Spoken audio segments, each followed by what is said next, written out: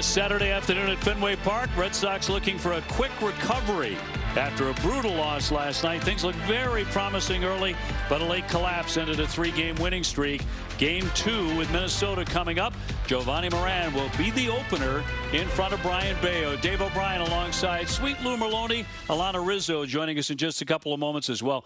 Lou, the Red Sox tried it without the opener last time out for Bayo in Atlanta. He got hit hard. He gave up 7 runs. Yeah, and both those times coming out of the pen, looked like he had earned that start, right, against Atlanta. Well, it didn't exactly go well out there as well. You look at some of the numbers as a starter. The ERA, 9.68.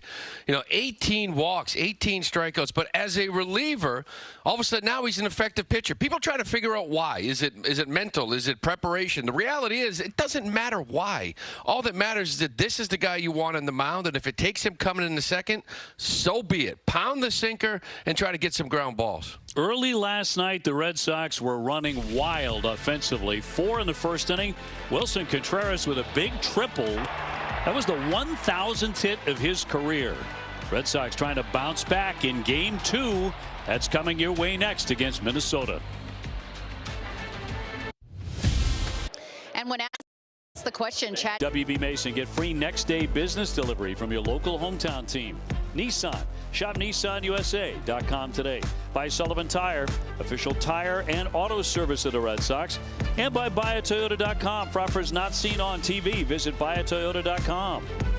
Red Sox and Twins about to have at it in game number 2. Nick Sogard back in the lineup, getting a lot of playing time. For more on that, let's toss it down to Alana Rizzo.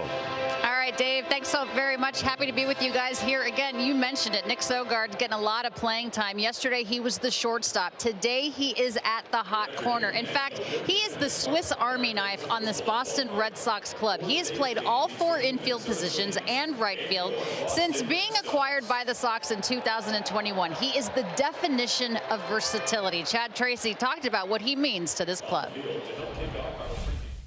He's obviously taken great at bats since he's come up here, but he can move around the field, play third, play short, play second, pop into a corner outfield if we make moves late and you need him to go do that.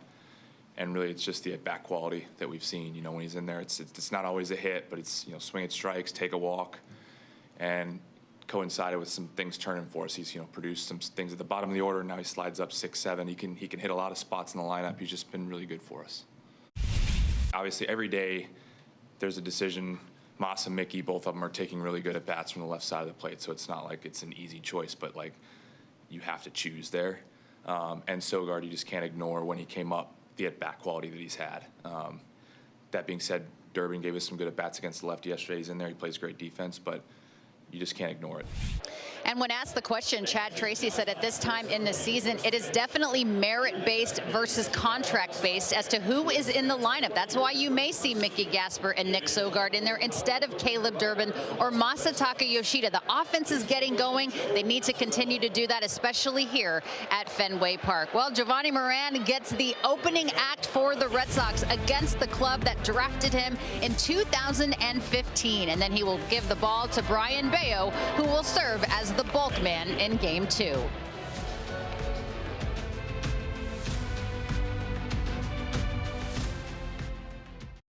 In the second inning, Rocket Roger Clemens is going to join us here in the booth. We take a look at the high performance player presented by GMC. Look at these numbers. Roger's career with the Red Sox, 382 starts, won 192, 2,570 strikeouts, won 3 out of 7 Cy Young Awards during 13 seasons with the Boston Red Sox. Well, like I said, he had a Hall of Fame career just here in Boston. 13 years of dominance. I got to watch all of it, too, as a kid. You got to watch it, yeah.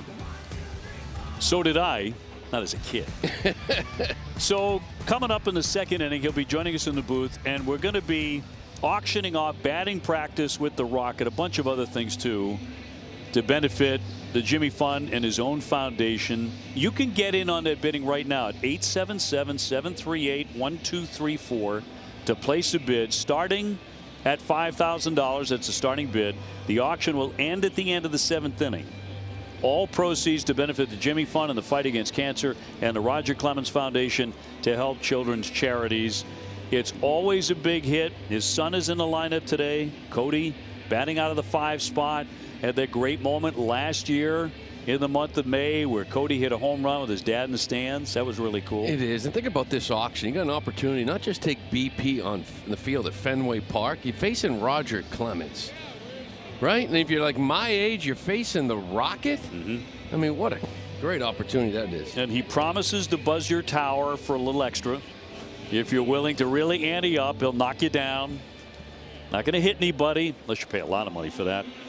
But Roger Clemens in the booth with us. We always look forward to that. One of the things about Rocket is his ability to cover all things in baseball. He's got great opinions on stuff. And if he ever wanted to do this full time, he'd be great at it in terms of analyzing baseball. He's got a lot of other things on his plate. I realize that. Busy being a dad, watching his son play in the big leagues. I think that's pretty cool. I think he's pretty happy. Yep. Just doing that. So Giovanni Moran, 0-1, 2.81 ERA, once drafted by the Minnesota Twins. He will open up for Bayo today and give you a look at the Twins lineup he'll take on. It's presented by Xfinity. Good idea to stay away from the man at the top, Buxton. He's hit 4 home runs against the Red Sox this year. Austin Martin hit one last night. He's got a total of 2. Josh Bell also a home run threat with 5. They're DH. Red Sox starting pitcher presented by BuyAToyota.com. 29-year-old Giovanni Moran. You see the season. He has made a couple of starts, giving up a run in each of them. This is his arsenal. He's going to attack you with that 4-seam fastball, changeup, pretty much that cutter combination. Those 3 pitches show the sweeper to lefties. Fastball sitting around 93. Defensively, for the Boston Red Sox, presented by Car Shield, Nick Sogard be back at third base with Kiner-Falefa and Meyer up the middle. Contreras at first. The outfield left to right, Duran, Rafael Abreu. Connor Wong is doing the catching today. Umpires for today's game presented by M&T Bank. This is awfully cool. The first female umpire behind home plate in Fenway Park history, Jen Powell. Will Little at first, Ryan Addington at second. Ryan Wills will make the decisions at third. We're available as telecast can be heard in Spanish by selecting the SAP button on your TV remote. SAP brought to you by Toyota Certified Used Vehicles. Take a look at the weather, and it's not raining today. Maybe tomorrow. Cloudy, 59 degrees as we get started for game number 2. Red Sox trying to shake that one off. We came on the air talking about the Red Sox lack of offense at Fenway, and bang, they get 4 right out of the gate. They lead it 6-3 eventually. Can't win the game. Yeah, it's a tough one. Yeah, and it's going to happen. Slayton, Whitlock, Chapman, it's going to happen at some point, but you put yourself in such a big hole that when it does, it's gut-wrenching. Buxton to lead things off, 16 home runs. You're always tempted just to put him on, not in this situation obviously, but later in the game. He is on some kind of heater going back to April, middle of April, and the Red Sox were in Minneapolis, and he had yet to hit a home run. That was about 3 weeks into the season. Since then, he's hit 16.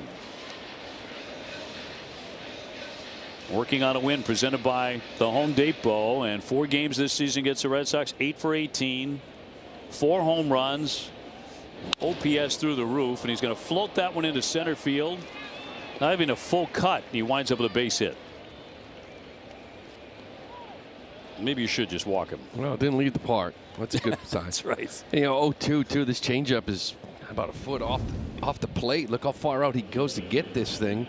It's kind of where you want it. A little half swing, but he finds a barrel.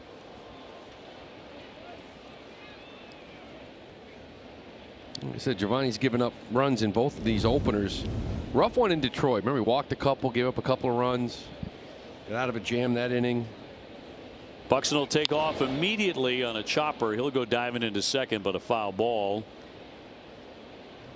His last one against Philly was a solo shot by Schwarber. Buxton a little slow to get up. It's a good deke by Buxton. He's over there at first putting on all his running gear, right? His glove, nothing was really strapped in, but Giovanni looking at him going, well, he's not ready to steal. He doesn't have his glove on. Yeah. He just took off without it. Didn't look great getting up. Of course, injuries have been such a major part of his career with Minnesota. Larnach will bloop that one. That'll drop down for a base hit. Buxton up to second. And the first 2 Twins don't hit it hard, but they're on with singles.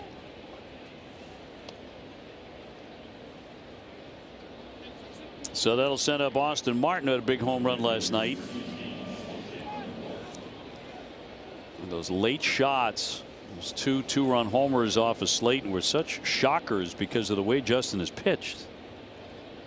He had been untouchable. I didn't give up a run to that point. I came in, we were seeing 97 on average from him. It was 95.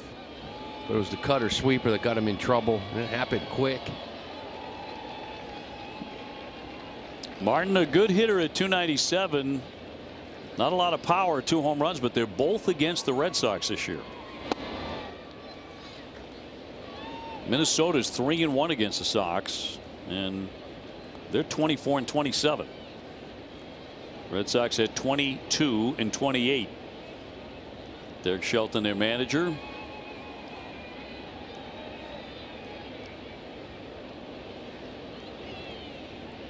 Yankees in Tampa Bay have already been postponed today. So we're supposed to be getting tomorrow then, right? Seems to be.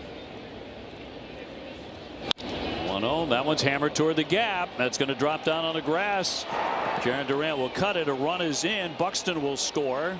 Throw into second base won't get him. Larnach into third. Minnesota grabs the 1-0 lead on 3 consecutive hits. Well, this is not the way it's supposed to start here. Right? Get an opener, come in for 1 inning and try to put up a 0 and give the starting pitcher, hitter 5, hitter 6 to start the at bat. But this one was hit pretty good, the left center. The other 2 kind of dropped in there. Now you find yourself in a big jam. This is one of the issues, right? Bayo's been giving up 2-3 runs in the first almost every outing. So you give him a break. You don't want to do it anyway. Yeah, exactly what you're trying to avoid. Josh Bell here. 232 with 5 home runs. Bayo in the pen, the bulk man today. Second and third, nobody out though. Bounced up there, good stop by Wong. Connor getting the catch today. He did a good job back there the other day too, blocking some balls, moving around a little bit.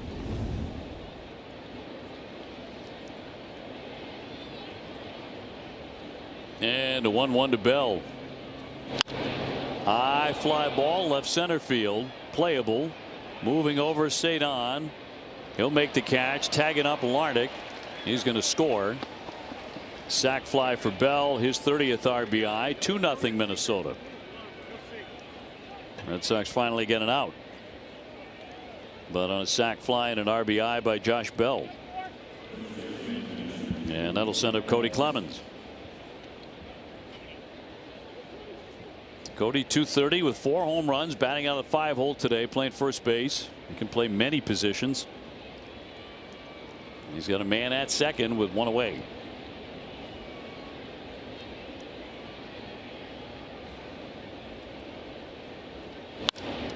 Hit sharply right at Kiner Falefa. He will gun to get him. Runner moving up 90 feet. Martin into third. 2 away. That was hard hit. Giovanni in 5 relief appearances this month has gone scoreless. It's his 3rd start, and he's given up runs in each of them. As we mentioned, 2 in the first one, 1 the last one, now 2 here. Maybe he doesn't like throwing the first inning. Maybe not. Here's Caratini. Switch hitting catcher, 198 with a pair of home runs.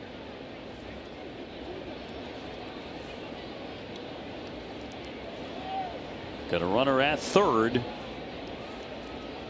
Moran trying to keep him right there. And that'll be ball 1.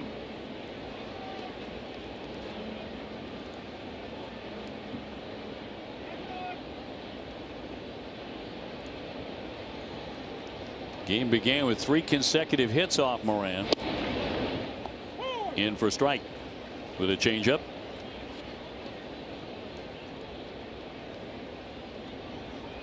Giovanni, 1 lone appearance against the Twins this season way back in April, and he went 2 1/3 scoreless. 94 and a strike.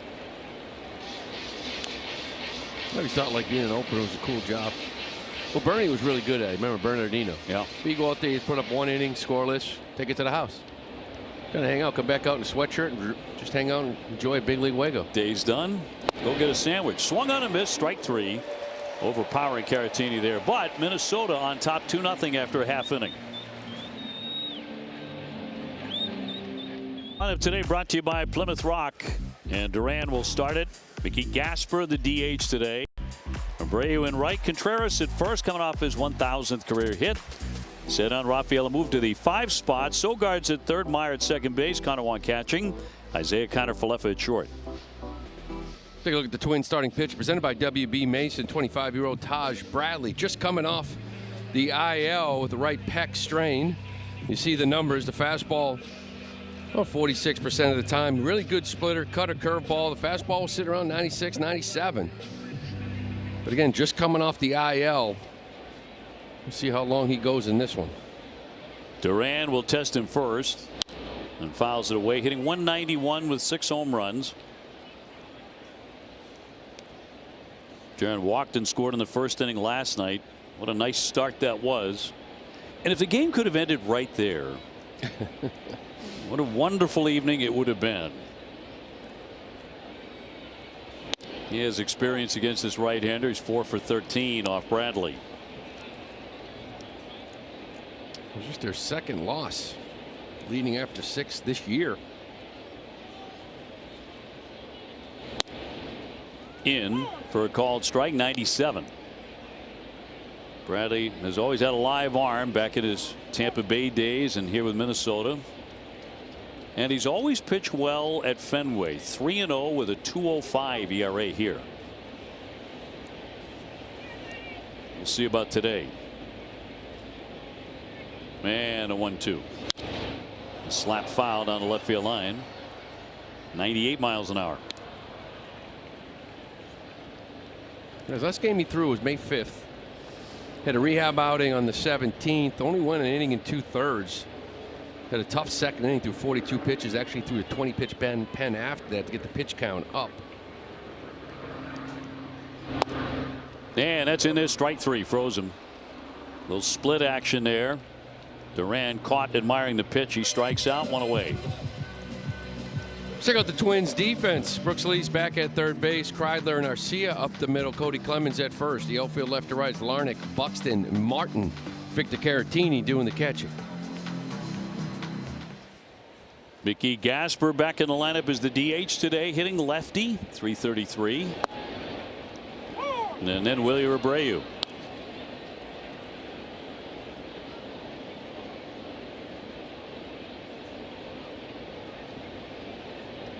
Games he started, he's hit safely in 6 out of 7. 0-2 on him.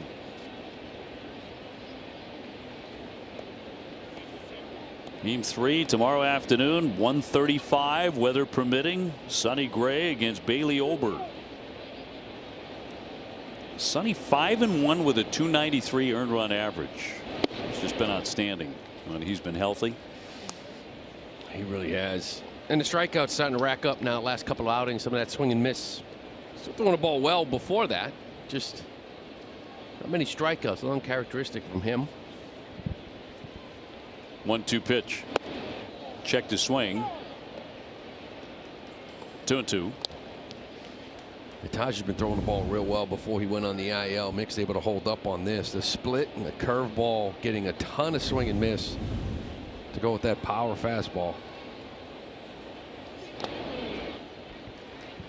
Full count. Detroit and Baltimore also postponed because of bad weather. I see a trend. Yeah, rather ominous one. Full count on Gasper.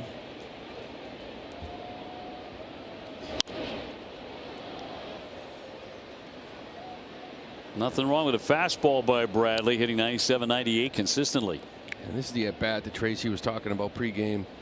You decide, Yoshida, Gasper both give you quality at bats, but Mickey, especially from the left side, 3-2 count, fouling some pitches off, just a quality at bat. Down he goes. A little cut on that to strike him out. Back-to-back Ks for Bradley right out of the chute. 3-2 went to a good cutter. located too, right? Fastball in, it looks like. You commit to it, just under the hands. Best cutter you ever faced? Mo. It's always everybody's answer. Mariano Rivera. Oh, he had the bust cutter. I only faced him once. He walked me, never got me out. Usually, like I said before, like, you know, closer comes in, I look over to Jimmy Williams, Grady Little, they give me the hand, you know, come on back. Come on. Someone else can give him a shot. That one you probably don't mind being called back. No. Popped up at third. Here comes Lee. Right in front of the bag. Foul ground. He's got it. Red Sox with a quiet start. They go 1-2-3.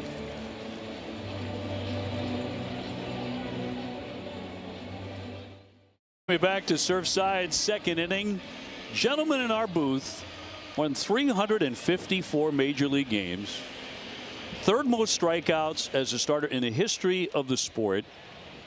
3-0 in 8 World Series appearances, along with a million other things. 7 Cy Youngs, 1986 American League MVP. We are always thrilled to have the Rocket in the booth with us because of all that, and also because of this wonderful auction as Bayo comes out for the second inning. Opportunity to have an hour of batting practice thrown to you by one of the all-time greats in the game here at Fenway Park to benefit not only the Jimmy Fund but also the Roger Clemens Foundation. It's always a treat to have you. Thanks, guys. Always great to be back. See you guys. I listen to you obviously at home in Houston quite a bit. TiVo those games so I can watch you guys, and it's always great to be back at the old stomping grounds, and a plus that the the Red Sox organization pushed back the bobblehead day when Cody was here with the Twins, so it was great. So always fun moments, and like you said, the batting practice is always a joy for me. You get to take batting practice at Fenway Park where some of the great ones have stood. Unbelievable line drive and a base hit by Arcia. How many years have you been doing that now? That's been A lot, for a baby. while. A lot. Home plate's getting further and further away. I don't know what. I don't You're know moving what's the L screen up closer and closer. Yeah. So I remember a couple of years ago, I might have told you all the story, but the CEO, I had him use a metal bat, and he hit the base of the Green Monster. I thought he was going to have a heart attack. He was so fired up. And then a couple of his upper management guys came out and said, Rocket, listen, if you'll hit our CEO in the middle of the back, we'll give you another 15 grand. I said, done. That's easy. So a little extra. Yeah. Gets you a little extra. Yeah, I made sure that we have ice. We got a lot of ice. Did you hump up a little bit too to make him feel it? Hey, listen, the biggest mistake I made the last couple of years was pitching for the Savannah Bananas. That was a mistake. I had the ice for 3 days. I don't know what I was thinking. Lee the batter, and he'll pop this one up as Kiner Falefa will get under, make the catch. And you can dial right now 877-738-1234 to place a bid to have an hour batting practice with Rocket Roger Clemens. The starting bids of $5,000. Also, you get lunch. Come on. Yes. Behind the scenes, a VIP tour as well.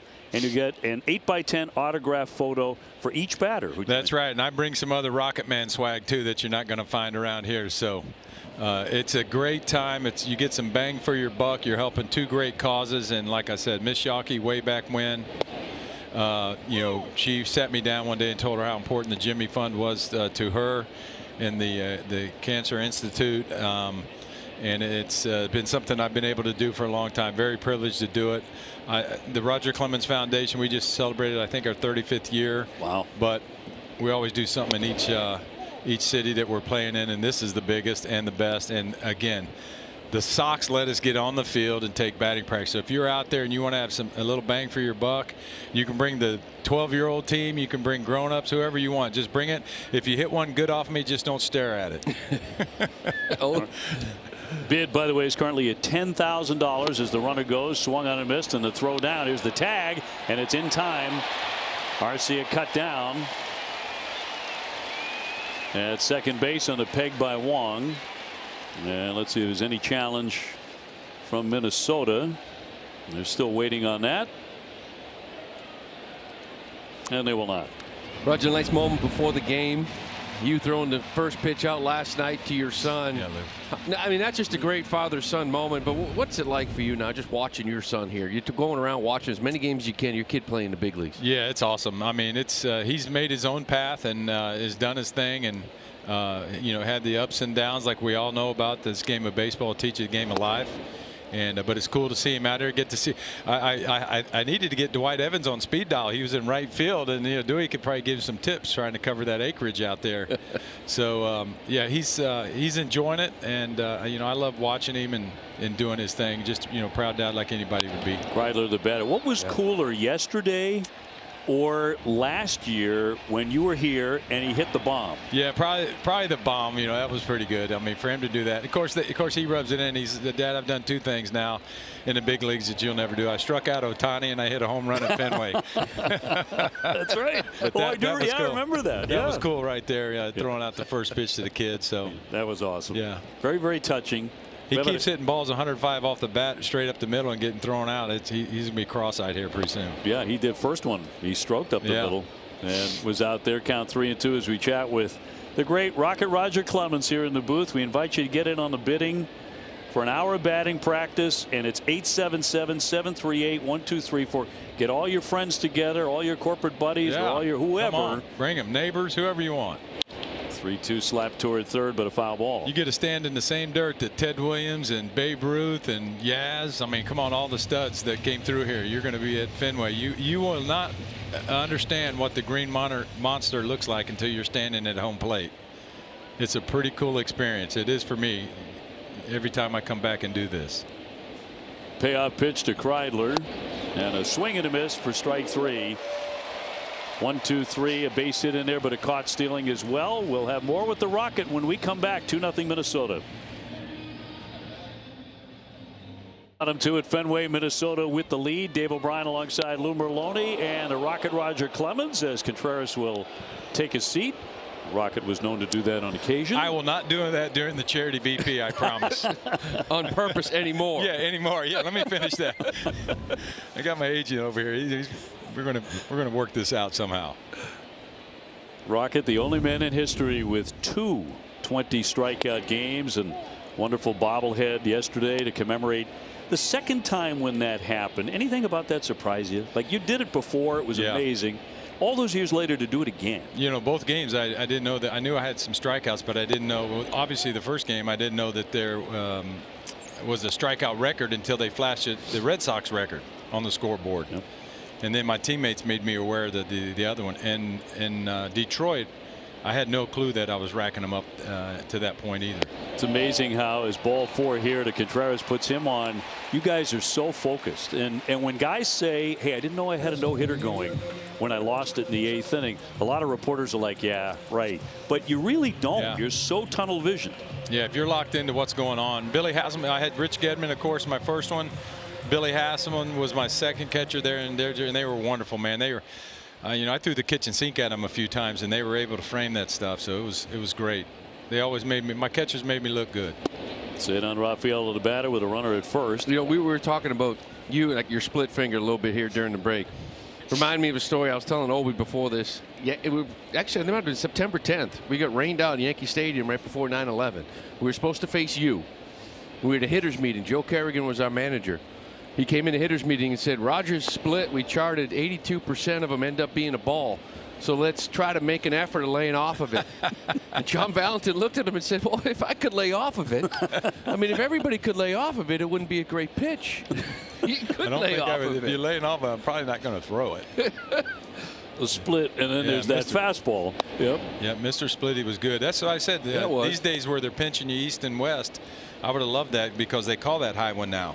So you could feature that gas up top, and then Mr. Splitty take over down below. Get your eyes moving a little bit. So are you saying like today you'd be even better with the way things are now? If you're asking if I can go 4 innings, maybe. No, that seems like Maddox grabbed me one time in Tahoe at that celebrity event and said, Rock, you could probably go 4 innings right now, couldn't you? I said, no. I'd need a lot of ice tanks. I'd hurt everywhere. Would you have liked the ABS? Yes, I think so. Again, they would pinch you east and west, but that happened in the National League. Big swing and a miss on the cutter, and down he goes for strike 3. Third K in the book for Bradley. Let's go back to 1986. What a year this was for Roger Clemens. Did everything. I mean, look at that. That was just overpowering. But Getty said he could have caught me with a pair of pliers that night. Yeah. I believe it. Look at this. And I almost missed it. I almost didn't get to that game. That's the crazy thing about it. They did a little documentary on it, and everybody was texting me and freaking out because I thought they knew the story. Ground ball to RC, goes to Kreidler. That's one, and back to first for the double play. Guys, thanks for we gotta let you go, brother. Yeah, thanks for promoting the Jimmy Fund event, the batting practice. You guys are always great about it, and who's ever out there watching, come on, let's go have some batting practice. I love to do it. We'll continue. All right, Rocket. You're Thanks, the best. baby. Thanks, Rocket. Yep. Thank you. Roger Clemens in the booth. Third inning, and Bayo back at it against Buxton, who is 1 for 1 with a base hit. He has scored a run. Our thanks to the Rocket, Roger Clemens. Again, if you want to get in on the auction to take an hour of BP against the Rocket, it's 877-738-1234, and the bidding will end after the 7th inning tonight. He mentioned that story before the first of his 220 strikeout games when he was stuck in traffic on Storrow. It was a Celtics playoff game that night. Traffic was crazy. He gets out of the car. He gets a police escort. He runs it basically the rest of the way to Fenway so he can appear and make his start, and then history is made. Yeah, Bill Fisher is pitching coach. John McNamara, I think they called him in because he showed up like a half hour, 20 minutes before the game. And he said, "You're not throwing. We got a reliever out there getting loose." Right. And he's like, no, I'm throwing. And he went out there, got loose, and struck out 20. Yep. Legendary. Over with Will and Will on radio. Count 2-1 on Buxton. And a cut and a miss on a good sinker. 2-2. Well, here we go with Brian Bayo, right? Coming out of that bullpen. Good changeup there. Seen a sinker, sweeper, and I like to see that combination for the most part here today. This Twins team, third lowest batting average against sinkers. Cut on and missed on the change. Pulled the string nicely there to strike him out. One away in the third. Another back-to-back changeups. And again, the numbers, can't really explain them. You know, as a reliever, he's 1-0 with a 1.35 those couple of appearances. They gave him that starting role against Atlanta. It just didn't go well. 3 in the first, 2 in the second. Try to explain, you know, what it is as he fixes his shirt. Still untucked. But is it mental? Is it preparation? What is it about the first inning? And to be honest, none of that really matters. All that matters is you get this guy going 6 innings at some point and giving you a good outing.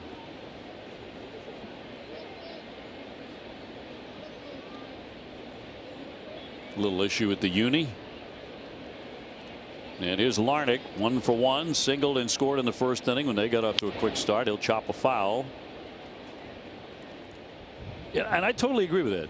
It really doesn't matter what his problem has been. He's got to figure it out if he wants to continue to be a part of this rotation. Because you've got Garrett Crochet within the next couple of weeks getting ready to return, getting your ace back. And the other guys are throwing the ball really well. And you're going to find out you're the odd man out if you can't correct this, whatever it is. Totally coming off a good effort last night, had 1 bad inning, but he certainly pitched well enough to win that game. And if that's an off performance from him. Yeah, that second inning, just kind of learning moments. Got a 4-run cushion, gave 3 of them back. Trying to do too much on a comebacker. Ripped into right field. That's going to take a hop and up into the stands for a double. Larnach 2 for 2, and he's quickly into scoring position against Bayo. 106.5 off the bat.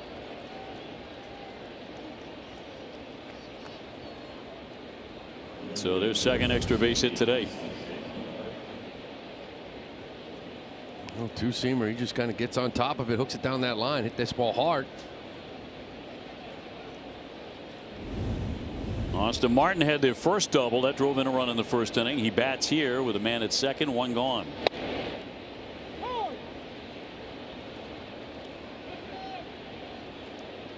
So 5 hits now for Minnesota.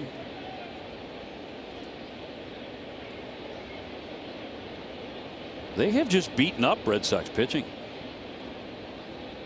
This is not a team that does it routinely against everybody. You can tell by the 1-loss record of 24-27, but they have been trouble for Red Sox pitchers. Outside of Buxton, who's done it against everybody. This guy's got 2 home runs, both against you. 0-2.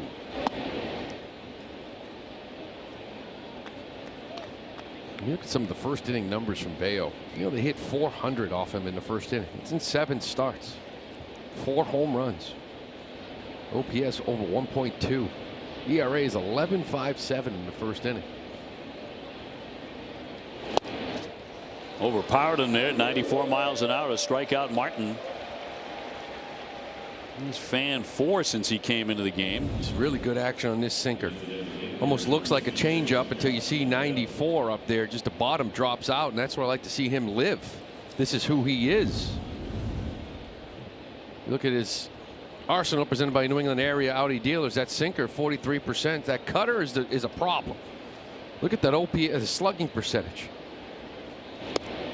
903 slugging percentage off of his cutter. Yeah.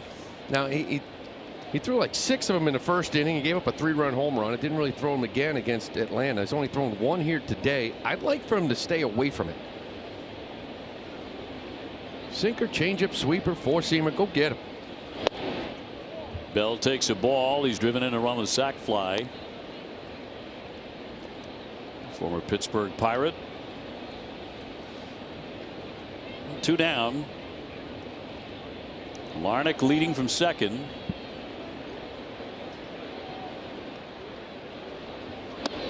And it bends inside, a sweeper, 3-0. Guys, a little bit more on the cutter. The red flag has been the fact that he is just getting pounded on it. This year, as you guys mentioned, hitters are hitting 355, slugging 903 on that particular pitch, compared to last year, a 230 average, slugging just 437. What a difference a year makes. Well, so true, Alana. And of course, a lot of Red Sox throw it in there for a called strike. 3-1.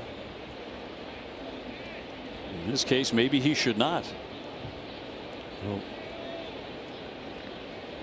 guys in this league hit the cutter at a higher average and a higher slugging percentage than any pitch in baseball. Rattle foul on first. 3-2. 285 slug, 470 on that pitch. Now I know a lot of Red Sox guys use it. It's part of Crochet. It's part of Tolley. They're different guys. Their power, I almost treat that like a slider. You got your veteran Suarez and Gray. They kind of been in this game a long time. They know when and where to use it. But every time he throws it, it gets hit in the air hard. 3-2 to Bell. Took a massive cut.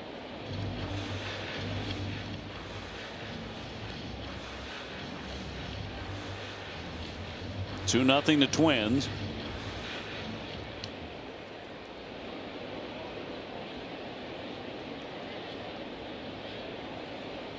Bell's been swinging a good bat. 308 in his last 8 games. And he's going to take ball 4. First walk issue today. First and second for Cody Clemens. Cody hit the ball very hard first time up, but right up the middle and right at Kiner Falefa. And leave it to his dad to say, if he could stop hitting the ball 110 miles an hour right at somebody. Back when his dad played, they used to be a hit. That's right. Now it's right at the shortstop. That is correct. 2 down, 2 on. Check to swing.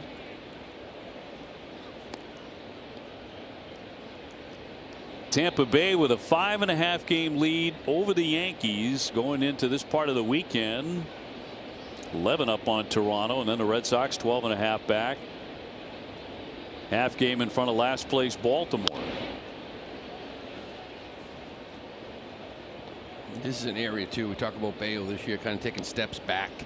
Last year showed a ton of maturity, overcame some things. 2 outs, runners in scoring position. They hit 197 off him, right? He executed, got out of jams. This year 333. He gets in jams and can't execute, can't get that out. Hard hit, and by Contreras. Here comes the runner. Larnach around third. Now he's going to head on back on a dart to home plate by Abreu. And the bases are going to be loaded.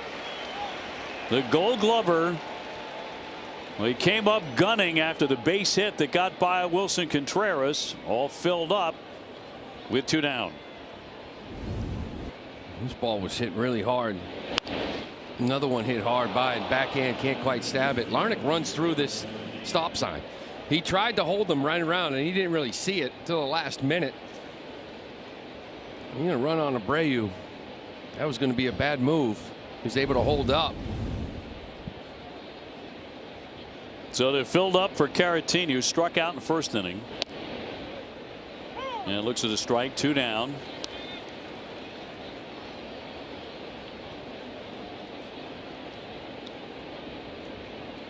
Larnach at third, Bell at second, Clemens at first.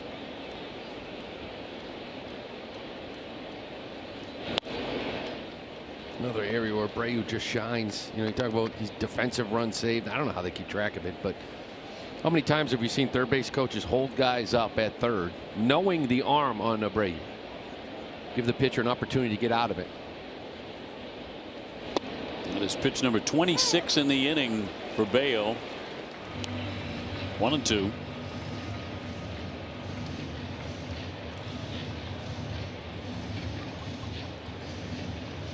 Minnesota last night had 9 plate appearances with the bases loaded.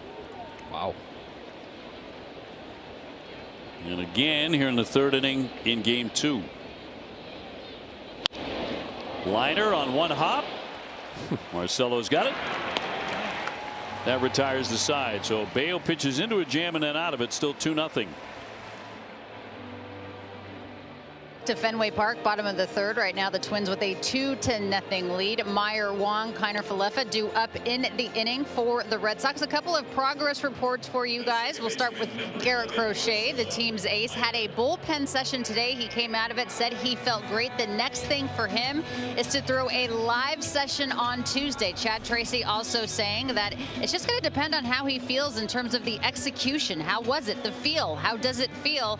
And then we asked him, a sim game or a rehab outing, what do you think you will do? He said it really doesn't make any difference. There's no real difference between the two. It's all about the feel and how I feel getting out of those items. Hopefully he'll be back soon. As far as Romy Gonzalez is concerned, guys, he's starting to swing the bat, starting to do flips, a lot of two-hand stuff right now, and then he'll move into more of that transition to his one-hand finish. Alana, thank you very much. As Meyer will pop this one up, and the second baseman Arcia will make the play. So Marcelo 0 for 1. As a Sox fan, that does you a lot of good to see that clip of Garrett Crochet just throwing in the bullpen. Yeah, a little bullpen now. You know, a couple of days from now, we'll see what they decide to do. Been off for a while. Rotation's been getting the job done. So is there a mad rush to get him back? You just want to make sure that when he is, he's right.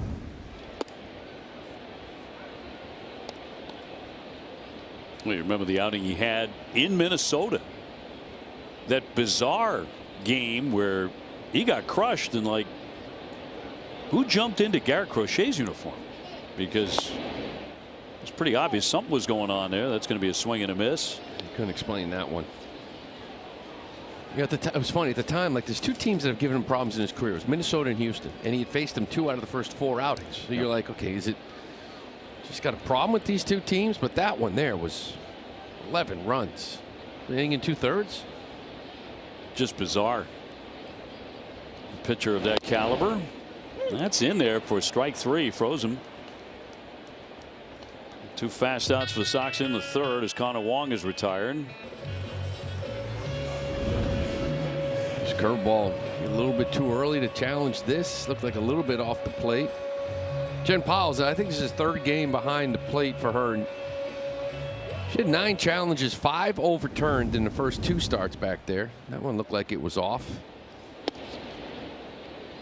History being made here at Fenway Park.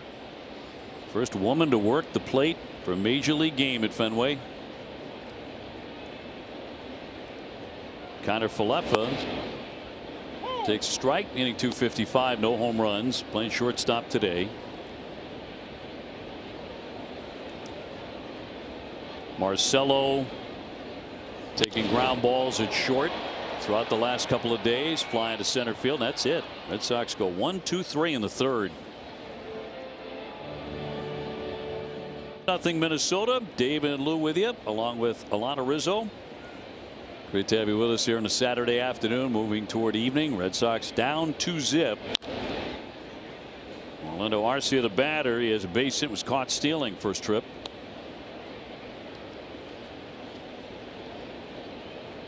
His older brother Oswaldo also played for Minnesota 2013 through 16. And the 0-1 at short. Connor Falefa steadies and guns and got it there in time. 1 down. Catch a condensed 2-hour version of this Red Sox game at midnight on Sox and 2, only on NESN and streaming on NESN 360, presented by Bigelow Tea. Are you ever up late where you like, yeah, I'm going to watch Sox and 2? No. It's a great program, but I've already watched it in one. I love the precursor. It's a great program, yeah, but I'm asleep. You watch it at 1, you know, live. Saw it live. Don't need to see it again. But if you did miss it, or there's something you want to see again, as Lou said, it's a great program. The appeal and no swing on Brooks Lee. Well, it's talking about all action, right? Just pitch after pitch after pitch, all the good stuff you get to see. Only the good stuff. A lot of the time, anyway. Lee struck out in his first at bat. As you mentioned yesterday, named after the legendary third baseman Brooks Robinson. He made a Brooks Robinson kind of play last night. Rob say Don. And he'll line a base hit in center. So that is their 7th hit. The Red Sox don't have one yet in the ball game. That'll bring up Kreidler.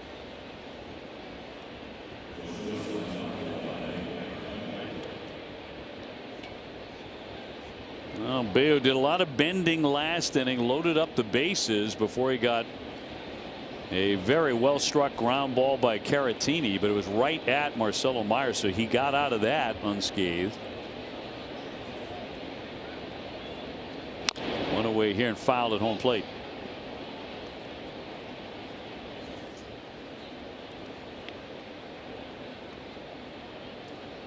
Red Sox taking on Minnesota now. Atlanta coming in next. And you know how good the Atlanta Braves are. Then the Red Sox go to Cleveland, and that's a good Guardians team. Come back for Baltimore and then go to the Bronx to play the Yankees and Tampa Bay back to back. So that's a grind of a schedule. When you look around the American League, there's only really 3 good teams. I'm putting Philly in, Cleveland in there now. Obviously New York, Tampa, and Cleveland, and then you know what Atlanta is. So it's a tough little 2-week stretch. Get through it, start swinging the bats a little bit more. See where you are when you come out of it. 1-1. Waved at on the sweeper. 1-2.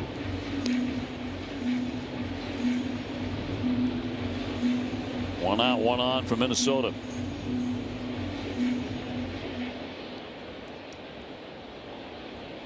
Buxton right around the corner.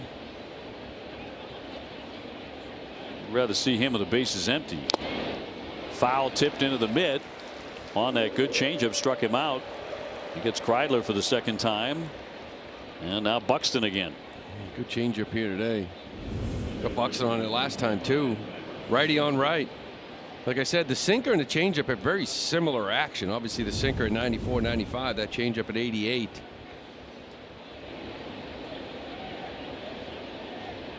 Byron today 1 for 2. Looks at a strike. He singled to begin the ball game and came in to score their first run. They got them both in the first inning. 35 home runs last year. Despite a chilly start this year, man, has he caught fire.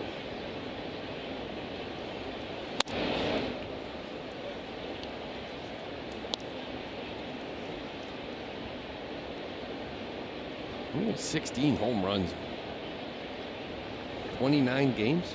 His last 29 games, 16 home runs. Unbelievable, yeah. Talk about a tear. He got it started against the Red Sox, too. Sharply hit, down to get it. Connor Falefa into second for the force play. Side retired, 1 hit, 1 left.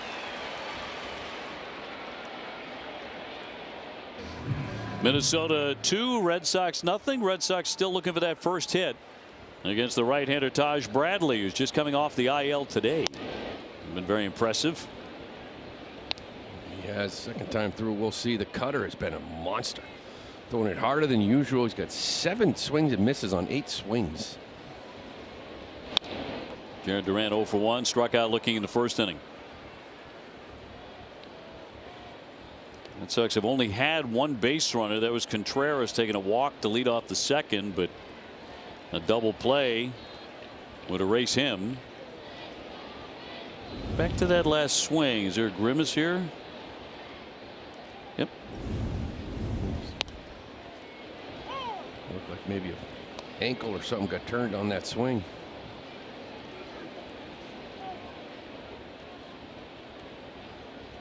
Top of the order, Duran, Gasper, Abreu against Bradley. All their second look against him.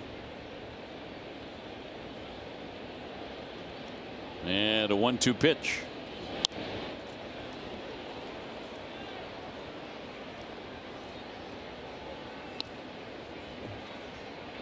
Jarren hitting .304 last 6 games.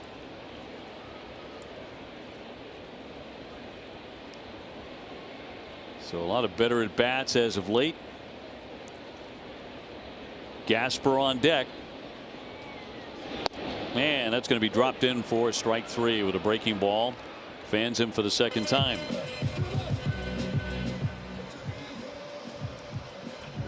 Well, he got him with the split the first time. And this time the curveball. It was like Duran kind of really fighting, not wanting to chase that heater up, right? So out of the hand, it looks like the fastball up. There's a little give up, and the curveball drops in there for a strike. Same with that split. Gasper 0 for 1. Struck out in the first inning.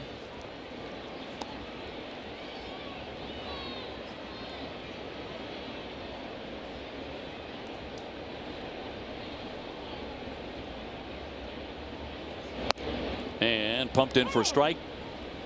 You mentioned Bradley coming off the IL, maybe a pitch count guy in that 65 range. It's only going to be number 40 here in the 4th inning. It'll turn into a 6-inning outing. Well, 1, 2, 3 in the first. Only faced 3 batters in the second. Only 3 batters in the third. Leadoff man out in the 4th. And a 2-1 pitch to Mickey. Boy, 98. No challenge.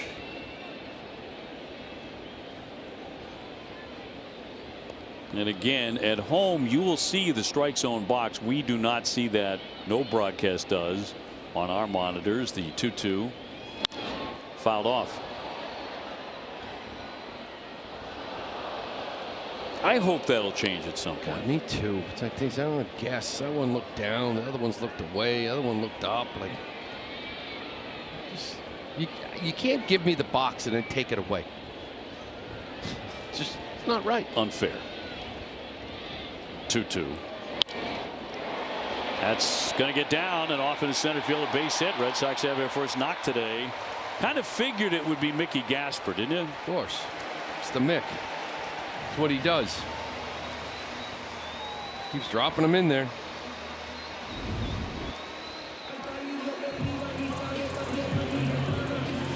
You know, they traded Mickey Gasper for Giovanni Moran. Then they got him back. That's the way trades are supposed to work. All right, we got them both back. Both in this game. Red Sox finally into the hit column. In front of Wilyer Abreu. Wilyer 0 for 1. He has a little 3-game hit streak.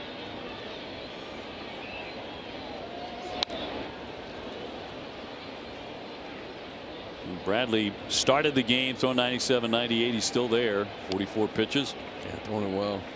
The double yesterday was really nice to see from Abreu. It was only his 4th extra base hit in the last 21 games. Like, the hits are there, not driving the baseball Dropping that back shoulder a little bit. A lot of fly balls to the left when he's going the other way. Just stay on top and drive it. 0-1. That one by him. Another heater. You can tell this crowd is ready to roar today. Trying to get something going. Not a lot of offense to talk about yet. Maeve Jensen is watching her first Red Sox game in person here at Fenway Park today. We're going to have to remind her about it later. She's 8 months old. Swing and a miss on the fastball at 99 to strike him out. 2 down. Comforts of home presented by Bernie and Phil. Save up to 20% right now during Bernie and Phil's Memorial Day savings event.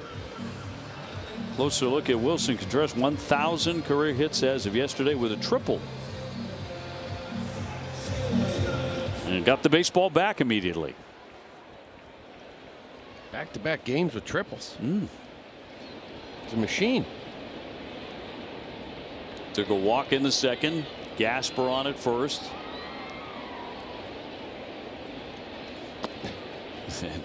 Takes down low at 99. You mentioned Maeve coming here to this first game. Any special relationship with Maeve? Maeve would be my first granddaughter. And thank you for agreeing to the meeting, by the way. She wanted to meet Lou very much. Beautiful. She'd been talking about it. This big bow she was wearing. Oh, styling. She does nothing but style, man. That's in there for a strike. You remember vividly the first Red Sox game you went to? I don't think so. I just remember coming a lot, you know, or at least coming when I could. The moment coming into the stadium. Not the first one. In for a strike. I guess it depends what age. I was 7 years old, went with my grandmother. Came over from Dorchester. Walked in. First guy I saw was Carl Yastrzemski. Saw that great big number 8 fouled out of play. But the difference is living color. When you see a major leaguer for the first time, especially somebody you idolize, you know, it's incredible. Yeah, it was probably like at a certain age, maybe not like maybe we just showed, but a certain age where I was told when I went to a first game, you know? Yeah, right. 3 or 4, and you're like I'm not sure Maeve's going to, like, 30 years from now be like, I remember. No, not going to be keeping score today.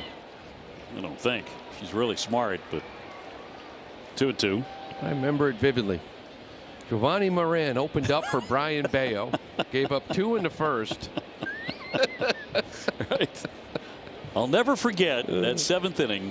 I think that's Joe Castiglione. I think Right. he might have a memory like that. Oh, he definitely would. 2-2. Fouled away. Joe still remembers the specials at Shaw's in the 3rd week of June in 1989. Yeah. His memory's ridiculous. The definition of encyclopedic. Of course, you can buy 2 cases of Pepsi and get 2 free. Limited to 2. Lou Merloni now the voice of Shaw's. 2-2. Chopper to third, and that's a fair ball. Lee off balance, trying to get it over to the dive, and he is safe at first. Wilson smelling a hit. Down to second goes Gasper. That's a base hit. You know, it's amazing. Been in the league a long time.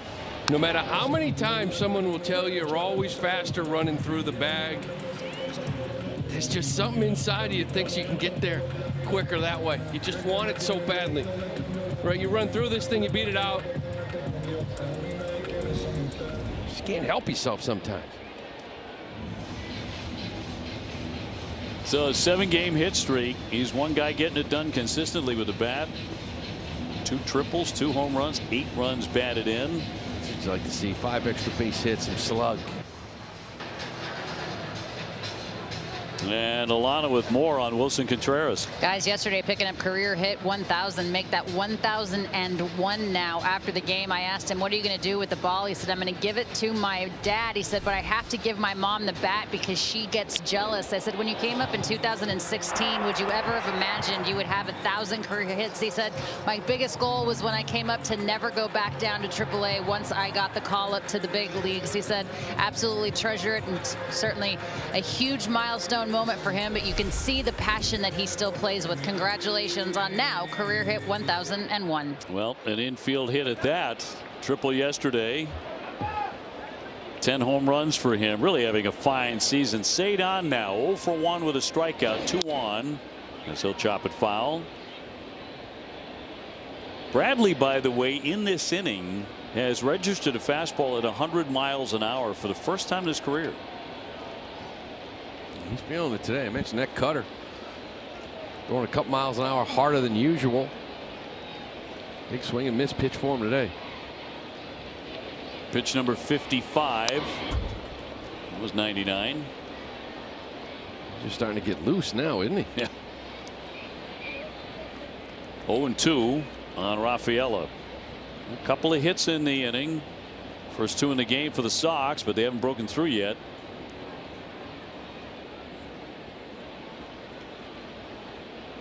Taj Bradley, after stay on the IL, he'll miss away. Inflammation of his right pec. We check out today's home run odds presented by FanDuel.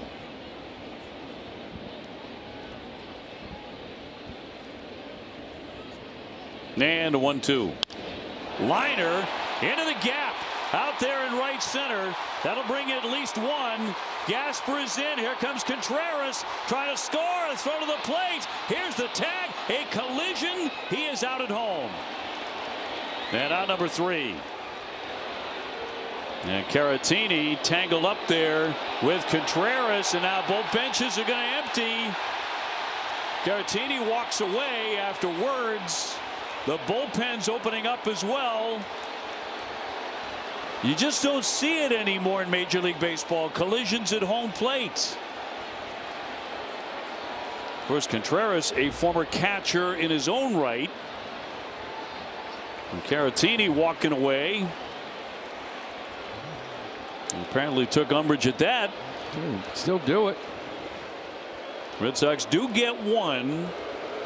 And now they'll head on back to their dugouts. They get the 1 run, and Contreras nailed at home plate. As we take a look, when you catch the ball, you're in front of home plate. He's just trying to get there. There's nothing illegal about it. If you're going to stand right in front of home plate, you can still do it. You can hit him, but you can't hit him while he's waiting for the ball or anything else. Wilson's holding up his hands like, hey, I had nowhere to go. He tried to tell him. But Caratini didn't want to hear it. And it winds up out number 3.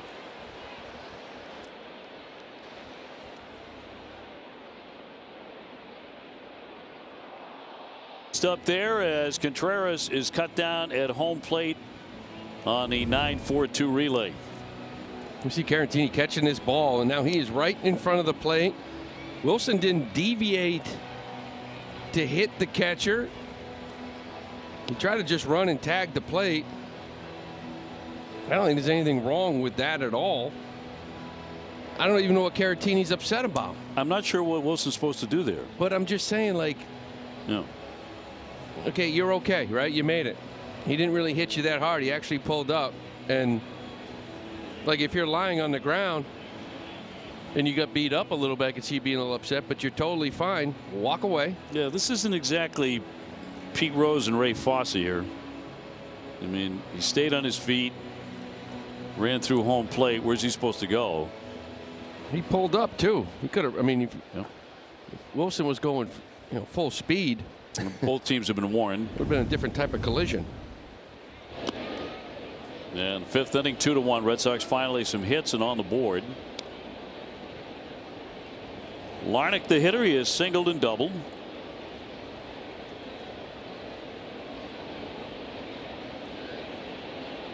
And 1-0.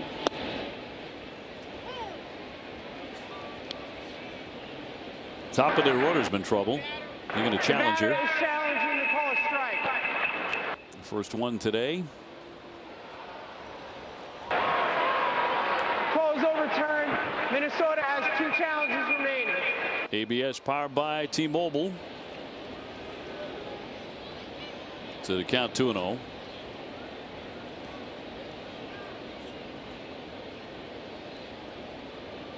Bayo pitching into his 4th inning.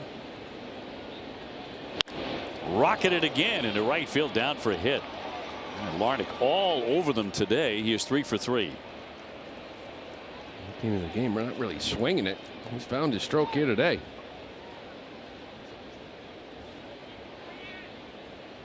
Caratini was getting some attention from the training staff. I think on his hand. I guess he wanted Wilson to just stop and then just tag him and maybe get a nice little handshake after. Apparently. Austin Martin with a double that drove in a run. He's also struck out. Minnesota 8 hits. Red Sox with 3. The batter is challenging the call a strike. So Martin challenging this one. And that is a strike. The call is confirmed. Minnesota has 1 challenge remaining. They're opening up the challenges. Yeah, first 2 of the game in this inning. Neither team really doing it the first 3 innings or so, 4 innings. And the 0-1 to Martin in tight. You know, I think a lot of times too, like, you know, there's plenty of people watching. Hey, you know, there's some 2 or 3 there in those first couple innings that's been missed. You don't be afraid. You can be aggressive here now in the middle of this game, second half. Now you burned one, you got to be careful.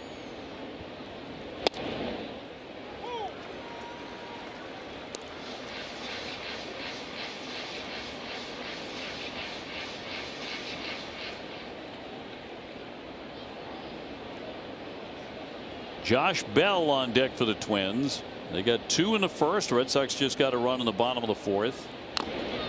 And foul at the dish.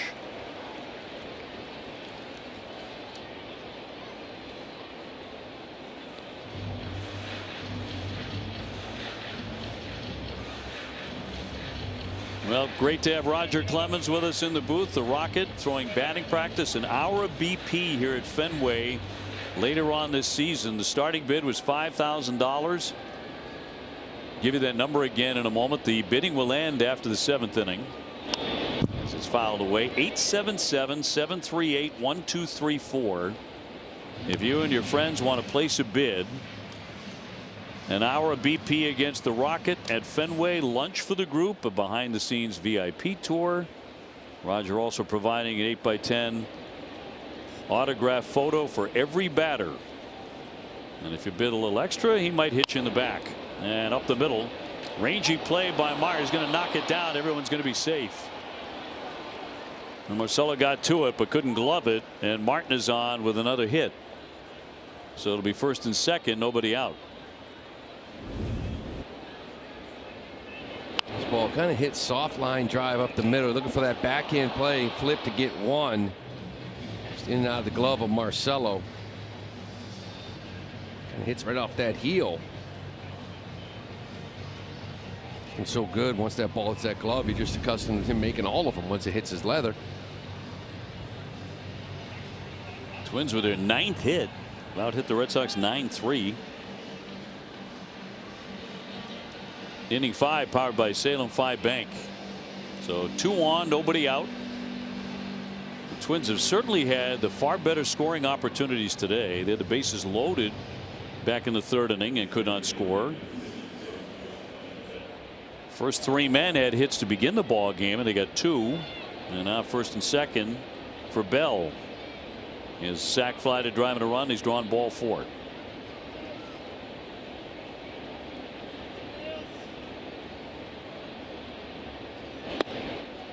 He lays off ball 1. Bell, 37 home runs back in 2019 with the Pirates.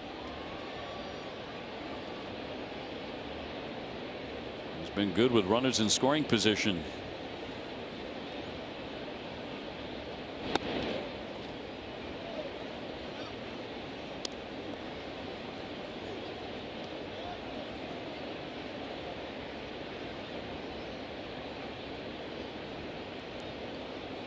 Red Sox have not turned a double play today.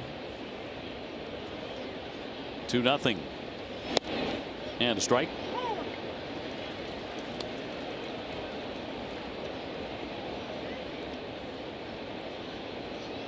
Twins have a losing record. Red Sox are 1-3 against them. You know, by now, the Red Sox have had a devil of a time with the Houston Astros. They did when they were playing them. Those games are gratefully finished.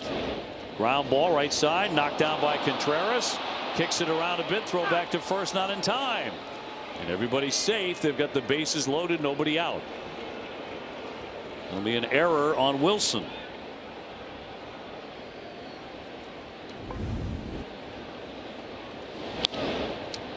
Well, a little backhand play, got a hop too, and this is, like I said, the last couple of ground balls. That one there, we've seen Wilson's been fantastic all year. Make this play, at least get one out with a chance to turn two.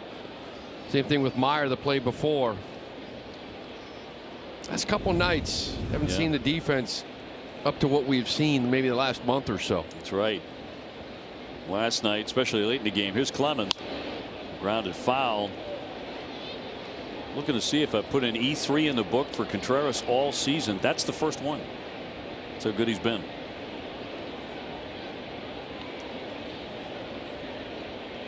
But it leads to a big problem for Bayo. Clemens singled his last time up, 1 for 2. No place to put him.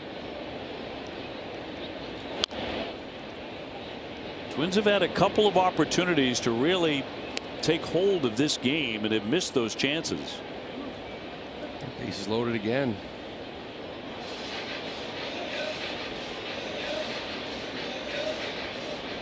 So Larnach at third, Martin at second, Bell at first. 2 strikes on Clemens. And popped him up. Into short left center. Out goes Connor Falefa, coming on Duran. Duran will make the play. You get it back into the infield. They stay put. And that's a start for Bayo as he gets Clemens. That's the big at bat. Now you can get a ground ball and get out of this thing. But it started with getting ahead. He fell behind Josh Bell 2-0 with a couple of sweepers. This time he came in here with a couple of sinkers, got ahead, and able to expand and get that little pop up. Caratini was involved in that play at home plate with Contreras. He's gone 0 for 2. He struck out and grounded out to second. Started him with a changeup.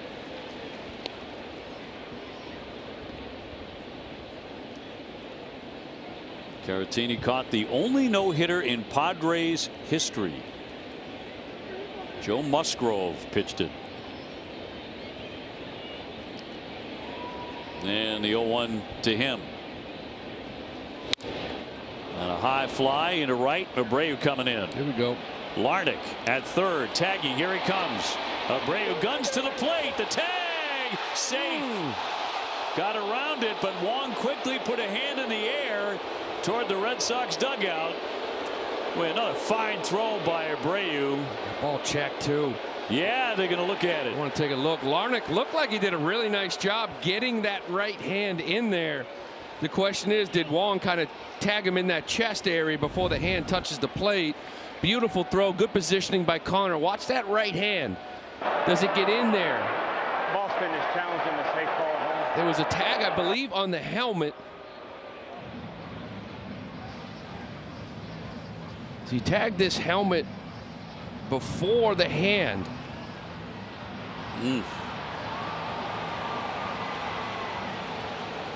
This is a good look. When does the hand get on there? Yeah, it's hard at the plate, right? Because it's not a bag, it's a plate. So the hand could look like it's over it, but is it touching the plate? You almost want to see a ground view to see if that hand takes a while to touch the plate. You can maybe see it here. See, the hand is up. Tough one because of that knee. Jen Powell calling him safe at home. This is our best look here. You just can't see if that hand is in the air and then touching it right there. So then in New York, do they have evidence to overturn it? That's the question. Umpire making a safe call at the plate. And if that stands, it's 3-1 Minnesota. Well, look at that hand. See, it's kind of like in the air.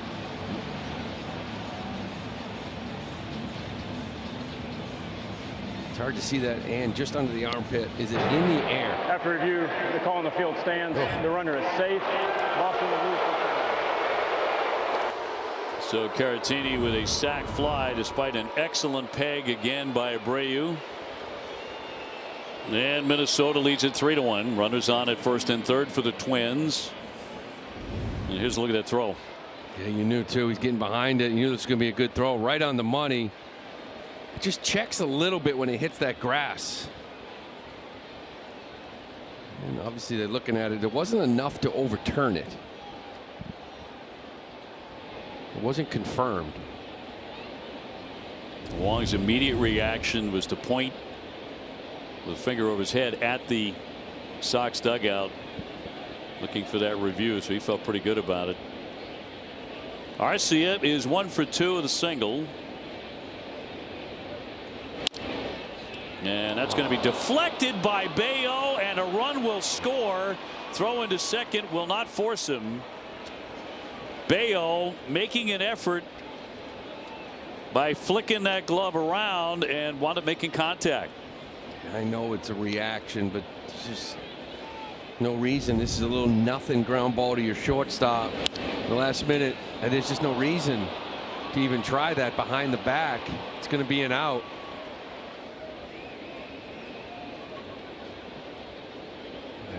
That's a base hit. They're third in the inning. There's also been an error. Close play at the plate. That opens it up to 4-1 Twins. First and second for Brooks Lee.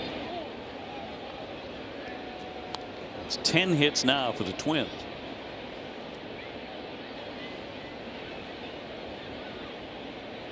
Well, first 2 men in the inning singled. They both came in to score.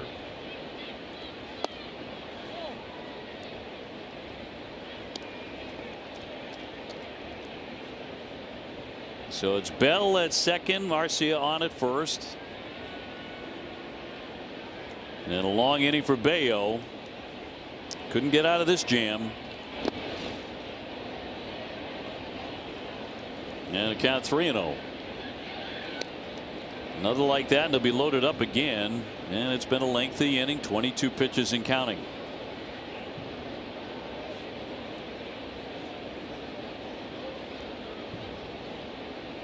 And it's 3-0 to lead. Not out of it yet. Understand a little comebacker off your glove. Things aren't going well, but fall behind 3-0, put yourself in a bad spot.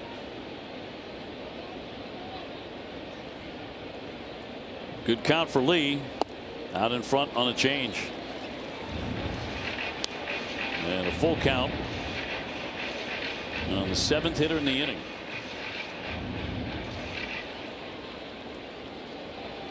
And this would be pitch 79 for the righty.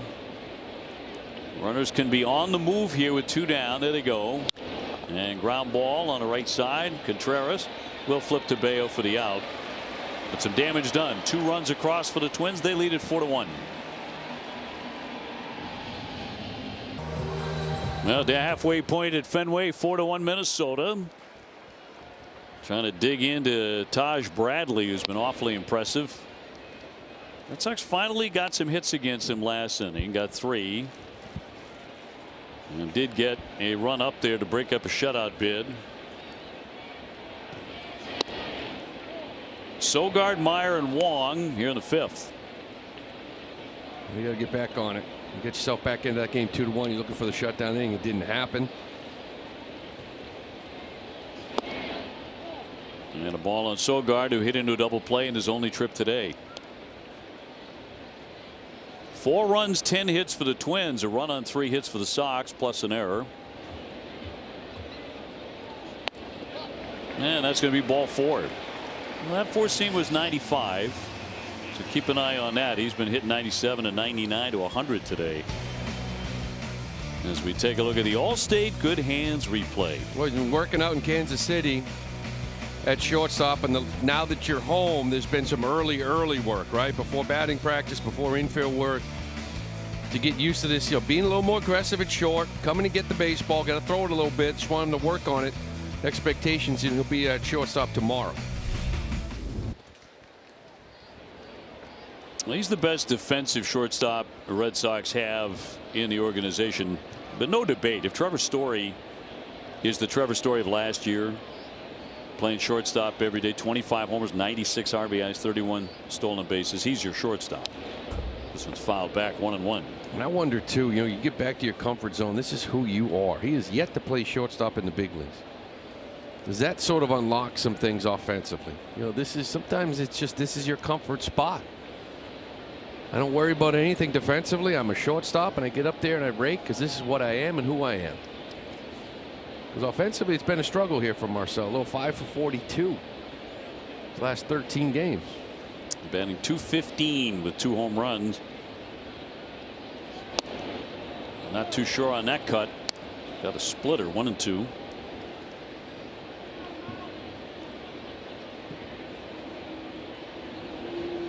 Bradley's never lost at Fenway. Came in 3-0 with a 2.05. That's between Tampa Bay and Minnesota. High fly down the left field line, but that's going to slice a bit. Foul.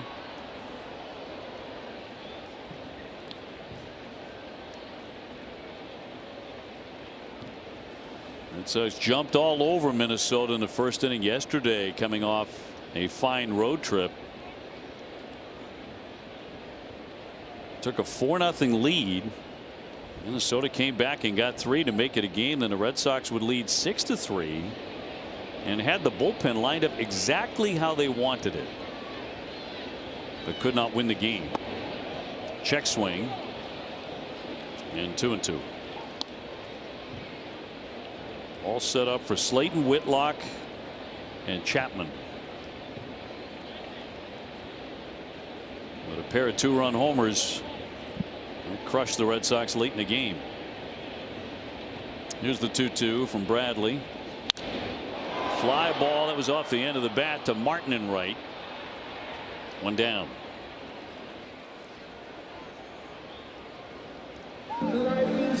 CVS is proud to be part of Red Sox Nation, all the communities we call home, delivering trusted care, everyday essentials, and support that goes beyond the prescription. You can learn more at CVS.com. Connor Wong, 1 at bat, struck out. So Bradley at 67 pitches. He's right in that area code they were looking for, around 70. They do have some activity in the bullpen. Nobody throwing yet, but guys moving around.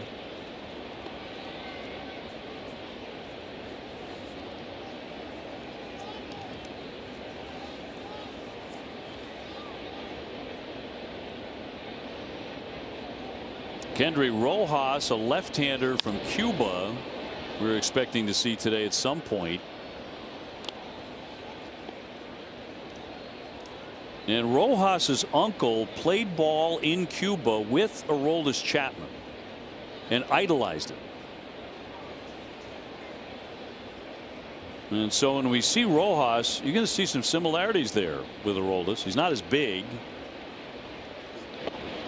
Down into the dirt and blocked by Caratini, but it rolls away, and Sogard will advance into second on a wild pitch. It's a nice jump on a ball in the dirt. Once you see it go down there, you take off and see it get away from him, you keep going. So Rojas's wind up delivery mimic Chapman A little bit. It'd be interesting to see. He's not 6'6". Not quite. 6'2". Aroldis is the size of Everest. 1-2 pitch. Cut on and missed with the cutter to strike him out for the second time. So 2 down. Kiner Falefa will climb in. Taj Bradley's looked very good today.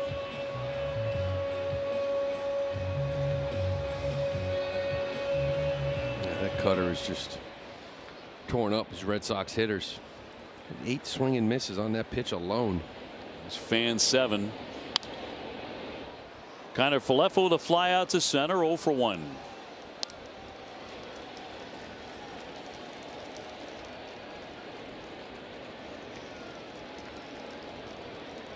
Duran on deck. Should it get that far? 2 down. Nick Sogard with a lead off second base, and the 0-1 pitch from the hard throwing righty. At short, Kreidler, friendly bounce. He gets kind of Falefa's side, retired. 1 Minnesota. We go to the 6th inning, and Bayo back out there to take on 9-1-2 for the Twins, who have 10 hits to the Red Sox 3. All the Sox hits came in the 5th inning. Chopped at third, short hop stab by Sogard. Nicely done for the out to get Kreidler. 1 down. That was nice by Nick. Saw him yesterday. That, you say, that third base, that first step is everything. And he's able to kind of get a good jump on this ball and still got a little in between hop. But off the bat, he's going to charge this ball, get that tough hop. Sat back on one the other day and kind of had it hit off his chest. And gather himself. Good throw. Sends up Buxton, who's gone 1 for 3. Single in the 1st inning and scored a run. He's a good player, Sogard. I kind of feel for him. This kid was just starting second baseman last year in the playoffs. Yeah. Can't make the team out of camp.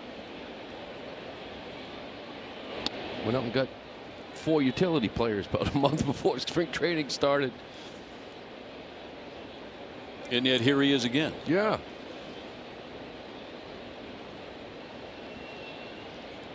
And very reliable. The 1-1 pitch to Buxton. Very reliable. Like I said, it reminds me. I kind of went through a couple of those. I started a playoff game in '99 against the Indians when Nomar got hurt. Season got over. Dan Duquette said I got an opportunity for you to play in Japan. So I thought I had an opportunity here. But I went to Japan, came back. Valentin got hurt. Veras was struggling. I played third. Kind of hit about 320 that year, the last 7 weeks of the year. Didn't make the team out of camp. It's like there isn't even a utility spot for me anywhere. This kid was your starting second baseman in the postseason. Was one of the only guys hitting. Yeah, against the Yankees. Yeah. See you March 15th or May 15th, whenever he came up. 1-2 downstairs on Buxton.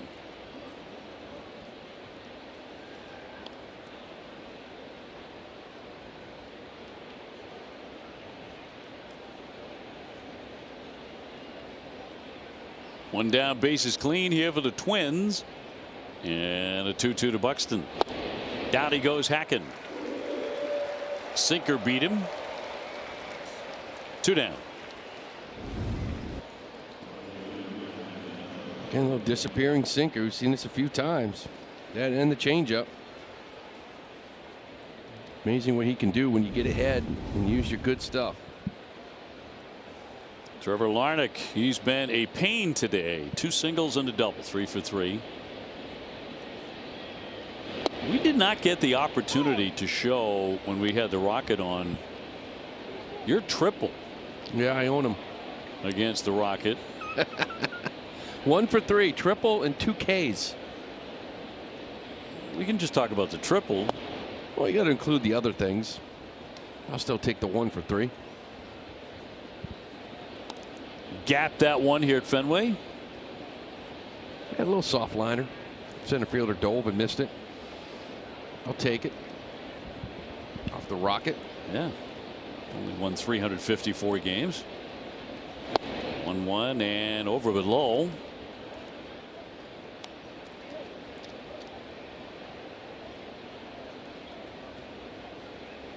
I thought I was teeing up our production truck to run it right there, but they didn't do it. Like, no 15, respect. 15-second pitch clock. Hurts. 2-1. Liner again. Larnach is 4 for 4. Right on the button. We've got the opportunity to do it. We flash back your 3-base hit. Oh, my youngin. Look at this. Heater away. Little fillet piece. You better get it because I'm on my horse. Look at this. Panic run. Panic run. Just get me there. Good throw had me. That was good, though. Did I look like Yoshida? Exactly like Yoshida. With that running form? Yeah, I was panicking. Austin Martin will foul it away. He's also had a good day with a double and a single.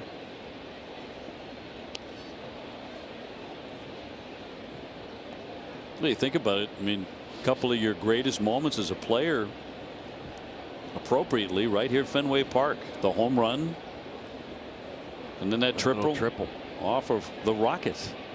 I'll take it. The Yankee game. Yanked to third. Sogard into second base for the force. The side retired. Red Sox with only 3 hits today, trailing 4-1. Official hospital of the Boston Red Sox is Beth Israel Deaconess Medical Center, advancing medicine with breakthroughs in research, nationally ranked specialty care, and innovative treatments. You can learn more at bidmc.org. Top of the order here, and Kendry Rojas coming out of their bullpen, and he will get Duran, Gasper, and Abreu. Jaron today putting that one foul off first base, 0 for 2 with 2 Ks. This guy's got a pretty good arm, too. He's making his 5th appearance. Number's pretty good. And see that walk total, boy. 9 walks and 11 in the third. Because of that high whip. But fastball 96, 97, slider and changeup. He started him in a game against Houston. The 0-1 is high. One of 19 Cuban-born players to play for the Minnesota Twins.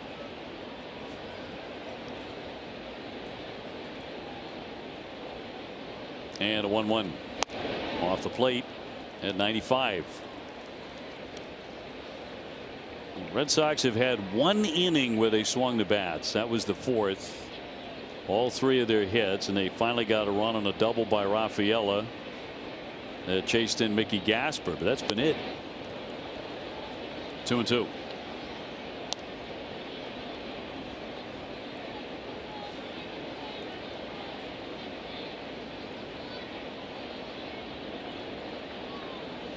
Duran trying to reach in the bottom of the 6th, and he'll line that one for a single into center field. Hit that one stiff, so a good start for the Sox. 100 miles an hour off the bat. When he barrels up a ball, it's hit hard. Got that little slider up in the zone. He showed him a couple. This one just too much of the plate. This ball's smothered.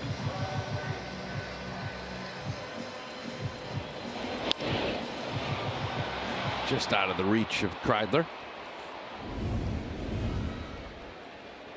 And now Mickey Gasper has gone 1 for 2 with a single. He has scored the only run for the Sox, dropping down a bunt.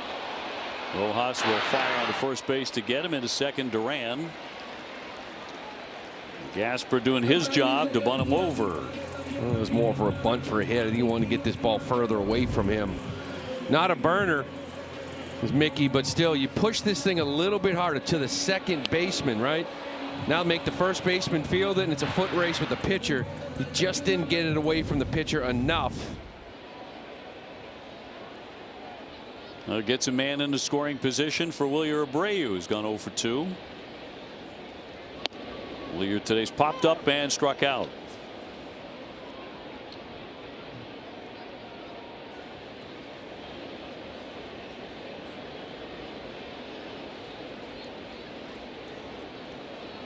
And the 0-1 from the lefty.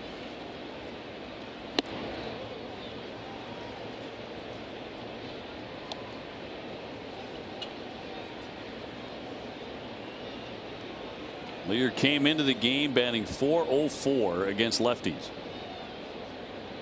23 for 57. 1-2. So he's second in the majors in batting average against left-handers, third in on-base percentage, number 6 in OPS. This is amazing. He hasn't really done it up to really this year on a regular basis.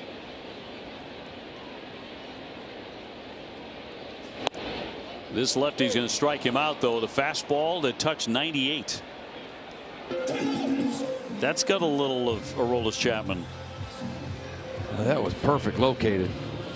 mean, after that heater up and in, he just dots this thing down and away.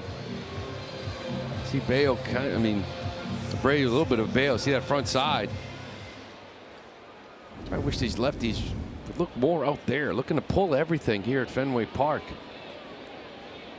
Well, 2 away for Contreras, trying to pick up this run, get the Red Sox within 2. Wilson has singled on the infield. He's also taken ball 4. Scoring chance here with Duran leading from second.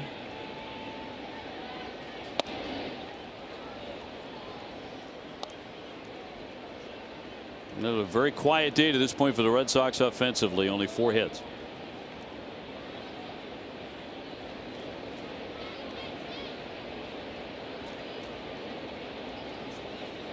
And the youngster Rojas with a 1-1.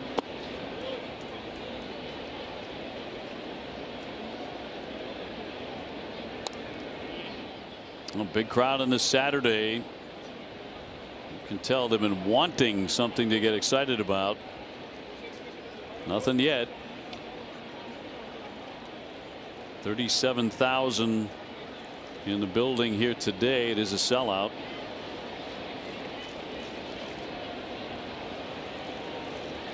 And a 2-1. Broke the bat, popped it up. And there's Kreidler with the catch in the outfield to retire the side.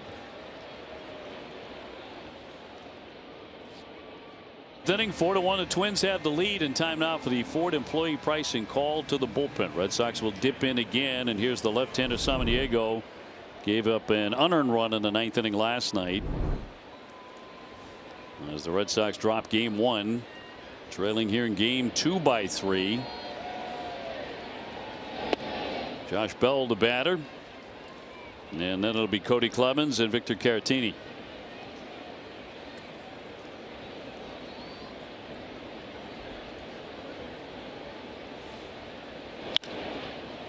Hard grounder, diving play, Sogard up and gunning, and got him. Sogard with a nice pick, getting down for that quickly and then up fast. Sogard fan club's growing bigger. Another beautiful play, step and a dive. Good strong throw across the diamond.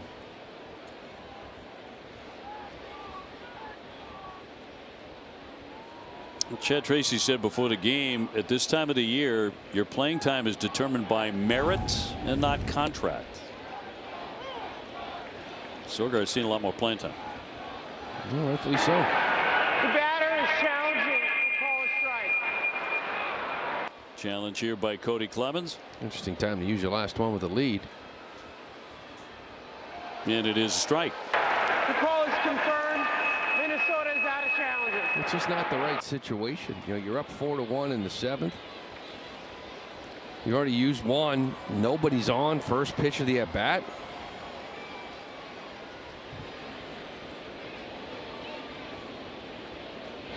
One strike pitch inside, 1-1 on Cody. I think that's the biggest takeaway for me about ABS. It's all about the situation. And if you're going to call it early, it's got to be egregious. It's got to be like 2.5 inches off just a bad call. And once you got one, you got to tighten it up, especially if you got the lead. True. In other sports, it's clock and score, right? It's like, when do you challenge? So when's the appropriate time to do it? Yeah. You have to be discerning about it. We saw it with challenges. You challenge early in the game when you know you got it right. Late in the game in the 8th or 9th, it's a coin flip, so you do it anyway because of the situation. Same thing with ABS. The Red Sox, you're hoping at some point these next 3 innings we'll have some runners on. You got a couple left. That's when you're supposed to use it. If you don't agree with the call. High fly left field, well hit. But Duran is under and now in a couple of steps to make the catch. 2 down. Is it your opinion that that has to be set, that mentality, that theory as an organization in spring training? Yeah, I think you got to continue to talk about it with some of these guys. But it's not about whether you think it's just on or just off. It's what is the situation. You know, if it's a bad one.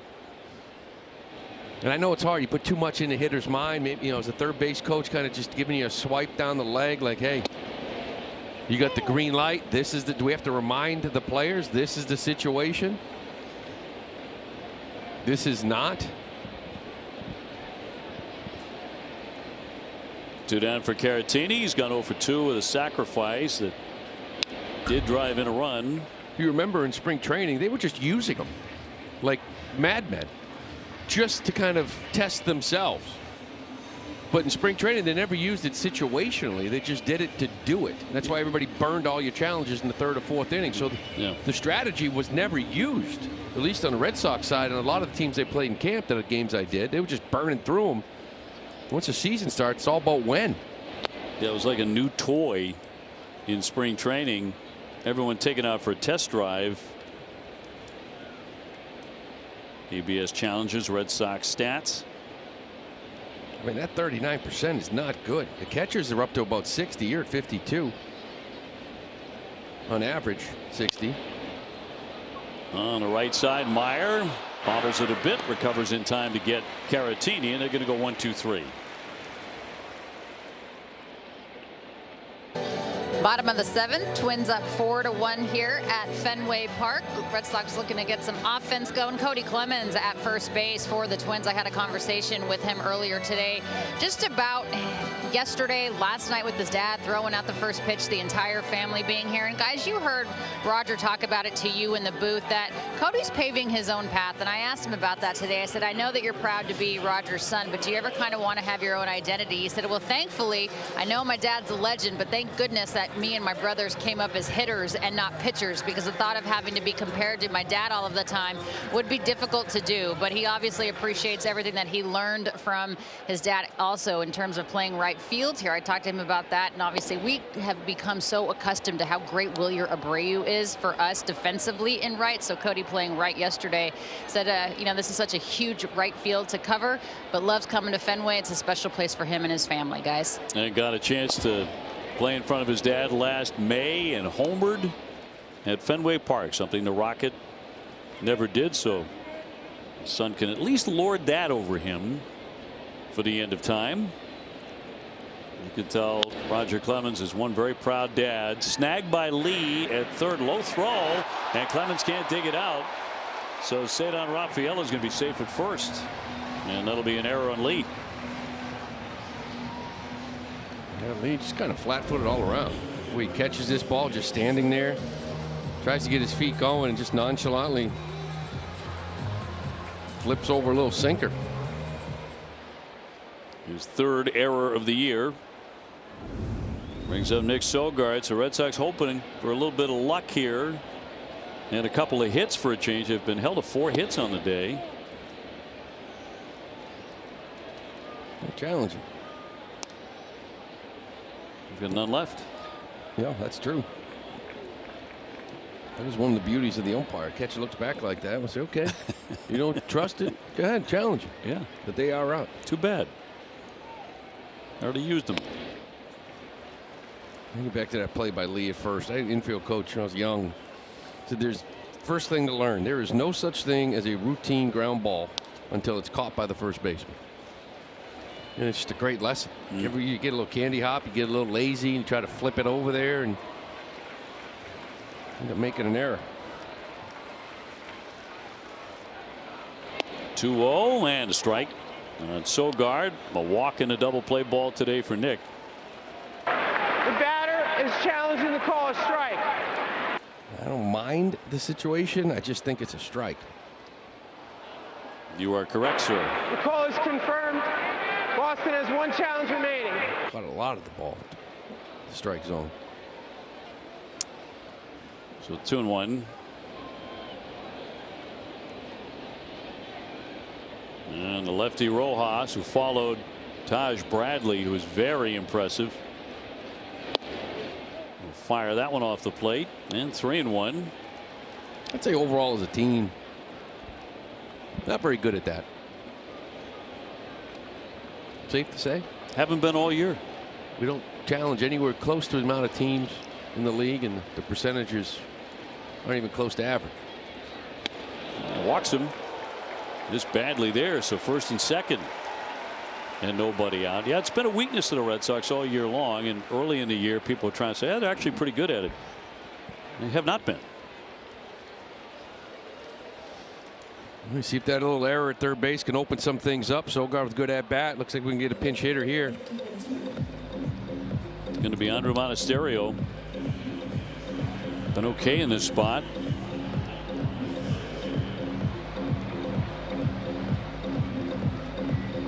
An RBI single last night.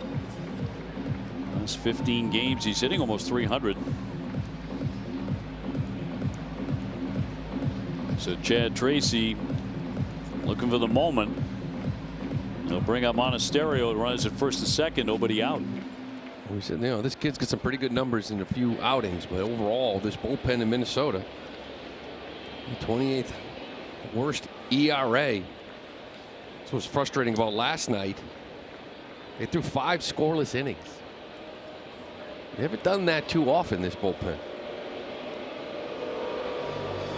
Caratini will walk out very slowly to the hill for a discussion on how they want to attack Monasterio, batting .256 with 1 home run.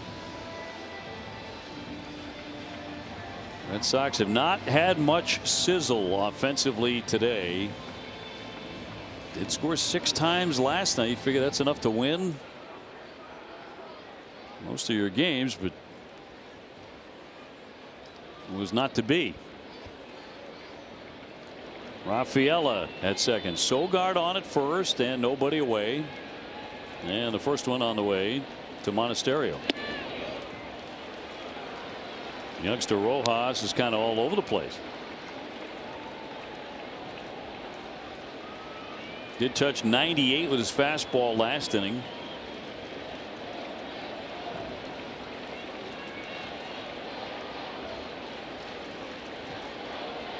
Man, the 1-0. That is a ball 2. 2-0. You gotta be smart here. Kind of all over the map, isn't he? Since that error, so you always wonder, a young kid, 23 years old, how does he react? Trying to hold a lead off error.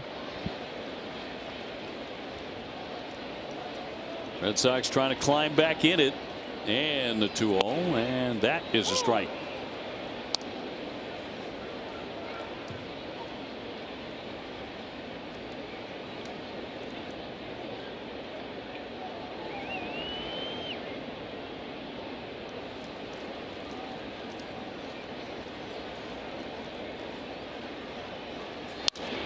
Broken bat, little blooper, racing for that Clemens.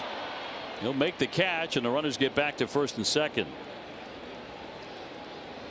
Monasterio losing a bat too. 1 down. It's the beauty of having Clemens over here and not Josh Bell like last night. I don't know if Bell gets back there on this one, but Clemens, a utility infielder, right? Plays a little right field, a little quick on his feet, able to get back and make this catch. That will bring up Connor Wong, who's had a tough day, struck out both times in the 3rd and again in the 5th.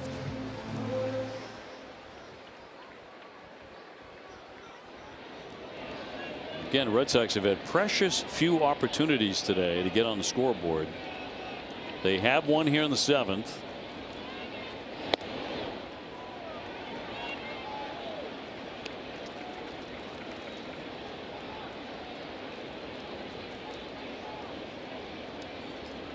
Two on, 1 out.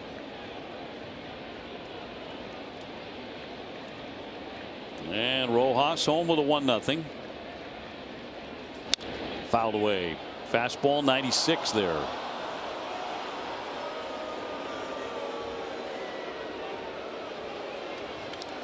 One ball and 1 strike on Connor.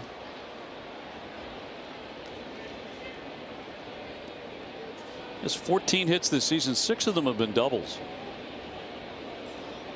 One right here would be just lovely. 1-1 pitch.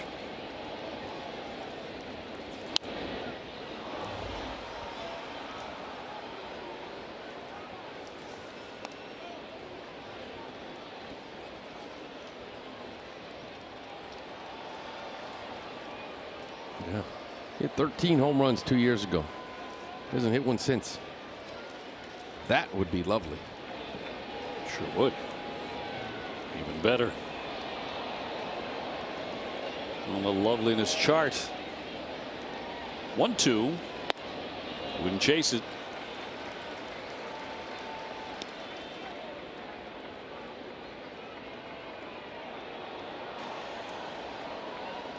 Yankees in Tampa Bay were rained out today. They're going to play a doubleheader in September.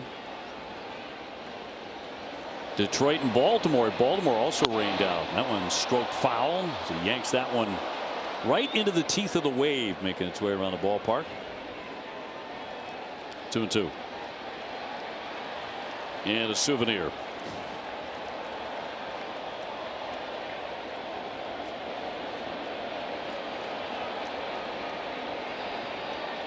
Rafaela leading at second, and Sogard off first. Red Sox have been looking for a big hit all day. Rojas home with a 2-2 pitch. 97, but off the plate and a full count. Starting to enter the effectively wild category here. His misses are bad misses. Yeah, 32 pitches, only 17 strikes. This is a long at bat for Wong. Here's the 3-2. And struck him out. Off speed pitch to get him. 2 down. Right to that changeup, 3-2. Good location too, as we're talking about. Looks like he holds it as a split. Kind of shows fastball at the knees. Just disappears. Isaiah Kiner-Falefa's gone 0 for 2.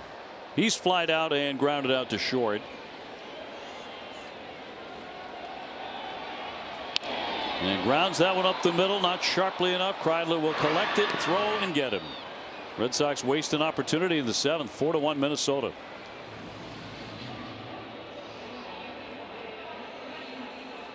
Red Sox baseball summer camp. Your experience of the summer. Sessions run through June through August. The week-long camp includes baseball instruction and a trip to Fenway Park. You can learn more at redsox.com/camps. Now, 8th inning, and Red Sox go back to the bullpen, and Ryan Watson, the right-hander, coming on with an ERA 5.86. And he'll get the bottom third of their order. Arcia, Lee, and Kreidler. Red Sox down 4-1, getting late here. Haven't seen Watson in a while. Last time he threw 3 innings out in Atlanta on Sunday. Only a couple times here in the last 2.5 weeks. The Red Sox went with an opener today. Giovanni Moran. He gave up 2 runs quickly in the first inning. Bayo came on, eventually would allow 2 runs in the 5th. Samaniego and now Watson to follow, and the 0-2.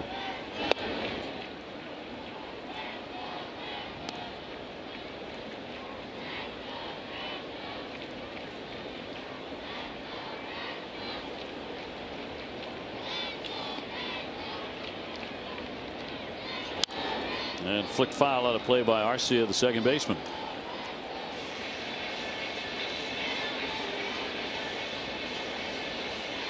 Sox are playing against the AL Central in 3 out of 4 series. Kansas City, Minnesota, got Atlanta next, but then Cleveland.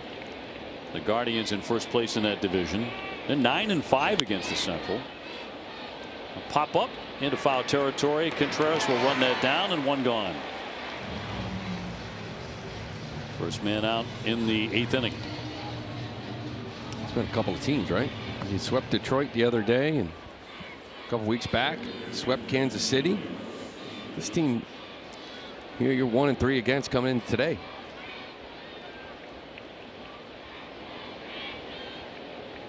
Atlanta next. The Braves again have the best record in baseball. They've ripped off 4 straight wins. They are 36-16.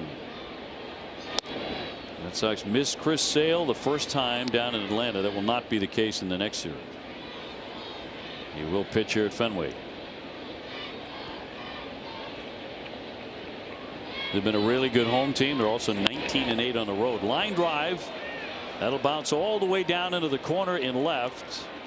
Lee will take off for second, and that's an easy double for him with one down.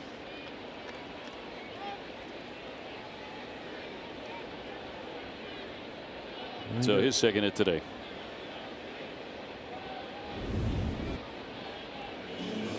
Stays on this. Looks like a cutter up. Stays inside of it. Use the whole field. You got to figure out this ballpark. That's what you got to do. 8-15. It's the worst record in baseball at home. On the road, doing just fine. Yeah, game over 500. 14-13. That's kind of where you want to be usually. Dominate at home. The Red Sox at times have been a markedly better offensive team on the road. Yeah.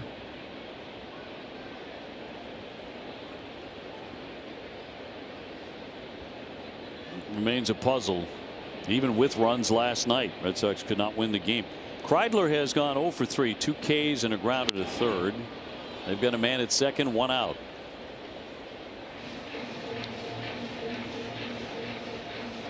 Red Sox only 4 hits today. There you go.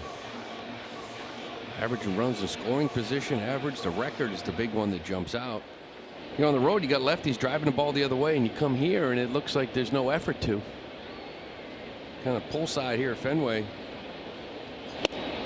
Cut on and missed right by him at 95 to strike out Kreidler. Fans for the third time.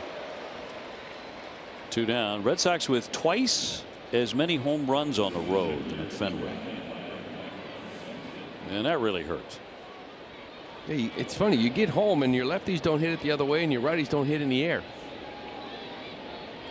What in the road you do? Yeah.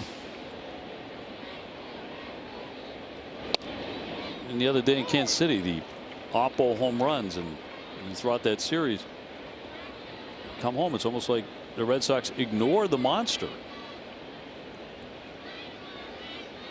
for whatever reason. It's such a weapon. Has been for years. And I know, you face pitchers and, the opposing team looks at that green monster and they're going to do everything they can to prevent it, right? Sinkers down and into righties and pitch you up and in or whatever. But there's a lot of four-seamers away to right lefties that are just sort of taking 0-0, 1-0, like the pull happy. Swing and a miss. The sweeper strikes him out. Good job there by Watson to pitch around the double.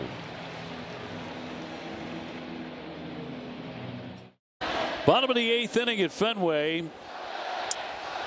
And top of the order, it'll be Duran, Gasper, Abreu against Rojas. Red Sox have only managed 4 hits all day. This will be a high fly to short right off the bat of Jarren Duran, who was about to be 1 for 4. 1 pitch and 1 out. StatCast 3D powered by Google Cloud.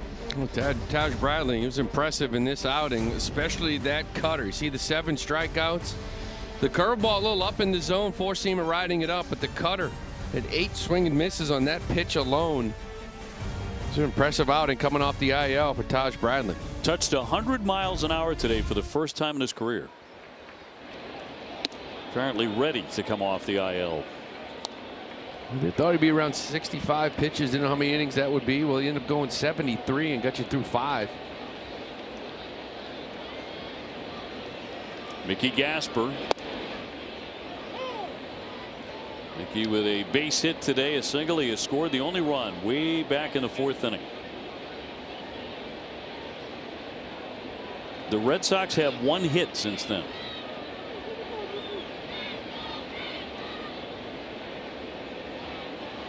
And a 1-1 from Rojas.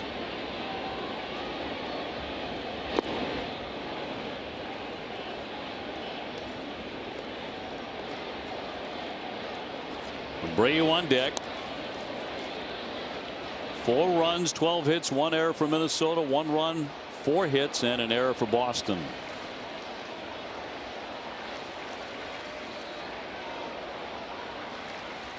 One, 2 coming.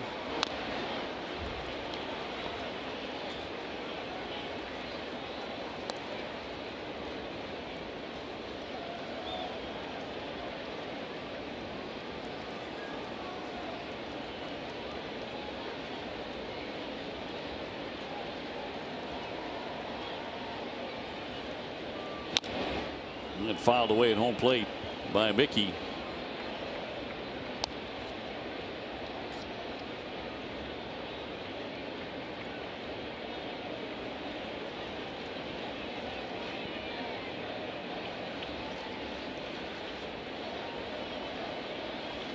And Rojas with a 1-2 right by everybody. You mentioned the phrase effectively wild last inning. I think that applies. Yeah, and they'll come and dot something real quick on you. 41 pitches, 24 strikes. That's 59%.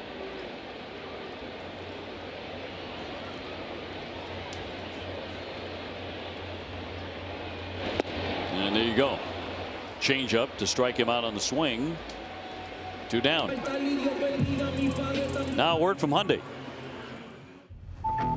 A car that sees what you can't, how it should be. The Hyundai Tucson. Abreu today 0 for 3, 2 strikeouts and a pop-up. Really, none of the Red Sox have anything to write home about yet offensively.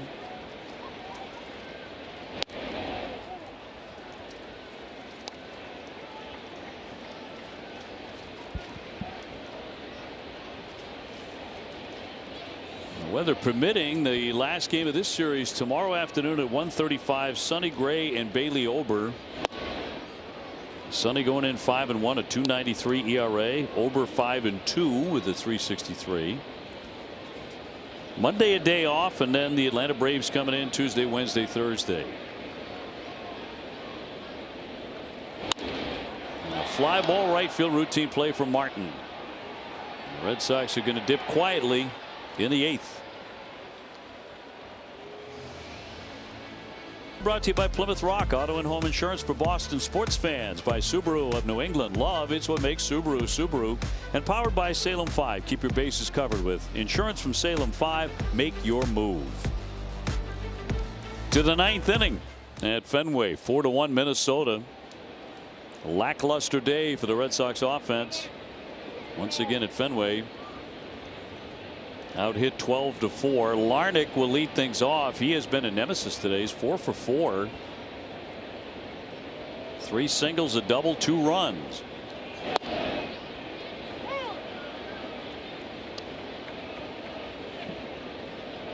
So 2-3-4 to hit against Watson.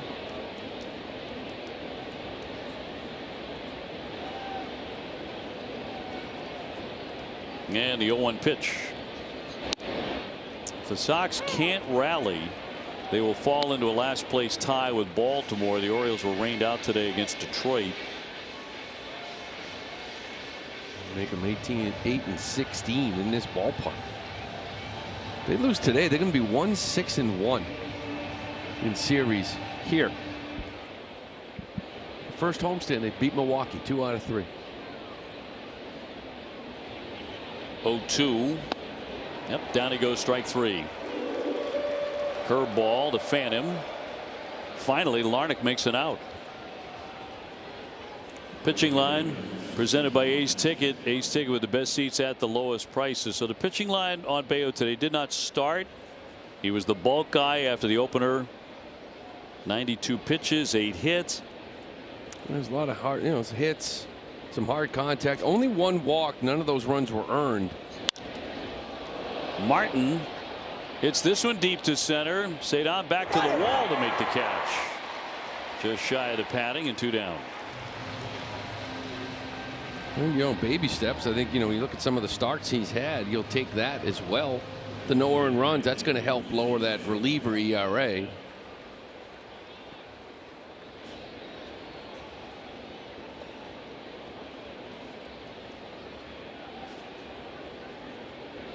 Josh Bell on the day is 0 for 2 with a walk and a sac fly. Minnesota getting 2 runs in the top of the 1st against Moran. So the Red Sox have been trailing all day. And now we're in the 9th inning. And a 1-0. Fouled off down the first base line.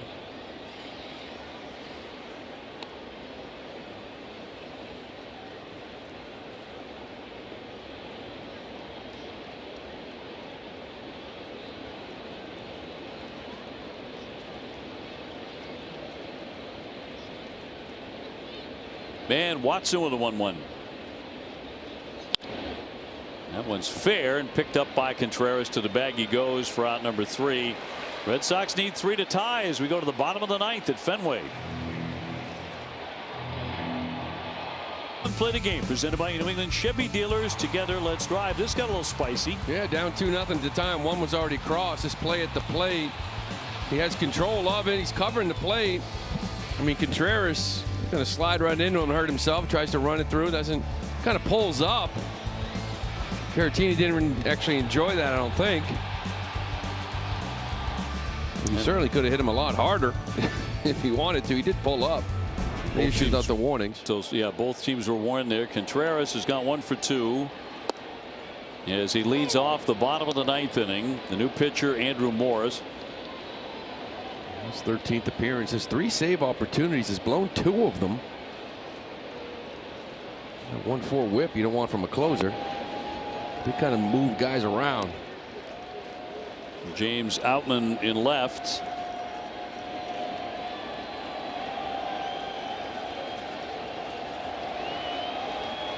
And a 1-1 to Wilson, right through it on a big hack. 98 with a fastball. Rafaela on deck. And then Nick Sogard here in the 9th.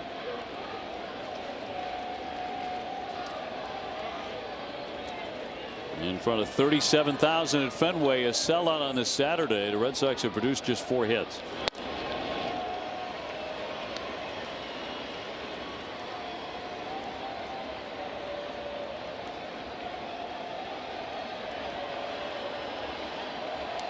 And they come alive to salvage the day. Here's the 2-2 by Morris. And just outside. 3-2.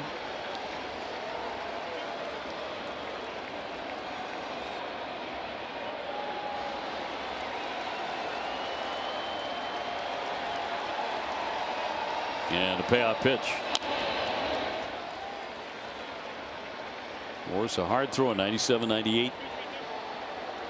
Let's get that sweeper. That's his big strikeout pitch. Good cutter.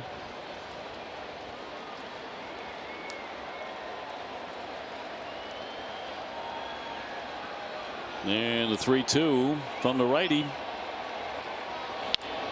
Little flare into left field. That's going to drop down for a base hit. Contreras aboard, his 2nd hit today.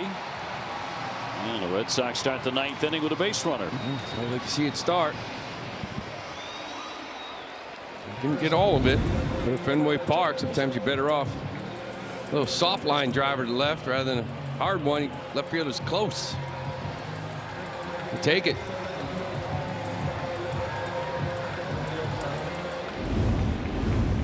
Cedon will climb in. He has driven in the only Red Sox run today with a 4th inning double. He also reached on an error.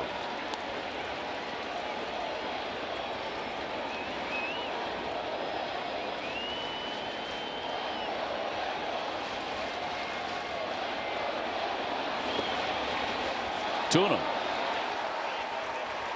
Cedon 280, 4 home runs.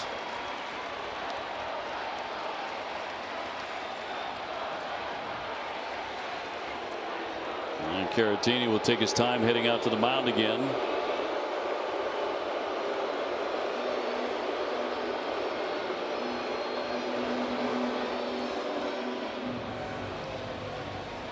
Minnesota, after beating the Red Sox in the series in Minneapolis, trying to take the first 2 of this 3-game series in Boston. So win today, they go to 4-1 against the Sox.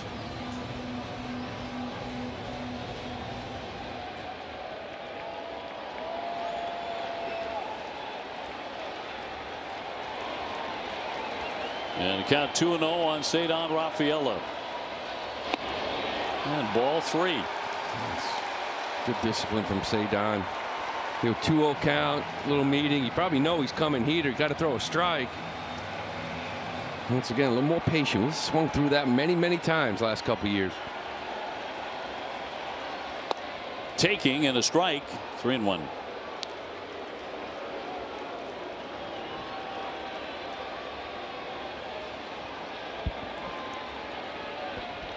Red Sox looking for a 9th inning rally and the 3-1 home. And he walked him. So, first and second, nobody out. Time now for our game summary presented by Sullivan Tire, the official tire and auto service of the Red Sox. Taj Bradley coming off the IL, very, very tough. Bale went 5. He scattered 8 hits, couple of runs, none of them earned.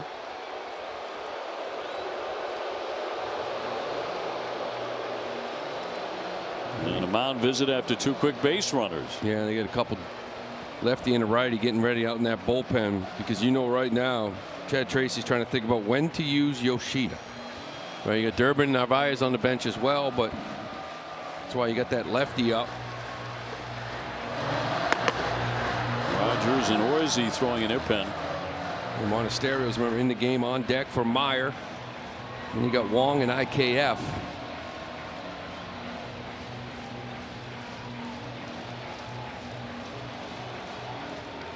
Now right now it's Nick Sogard, who's hit into a double play. He's also walked 2 times. 2 ducks on the pond for Nick. Contreras at second, Rafael at first.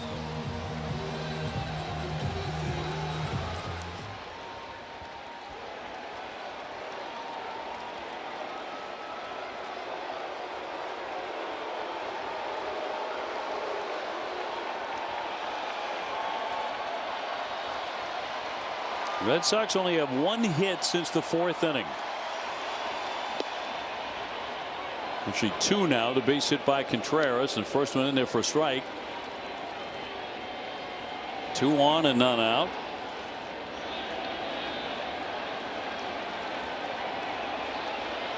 Massa with a bat in the dugout. And a high fly into right, not deep. Charging on it, Martin. He'll get there. And the runners have to hold. And 1 down in the last half of the 9th. We'll go to Massa now. Masataka Yoshida to bat in the 7th spot.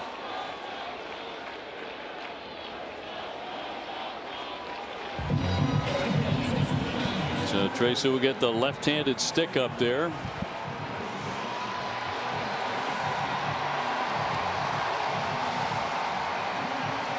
What a great spot this would be for his first home run.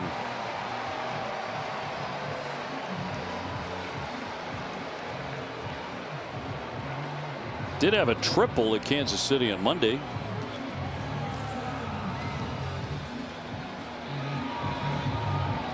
Contreras with the base hit, Cedon with the walk, and now 1 away.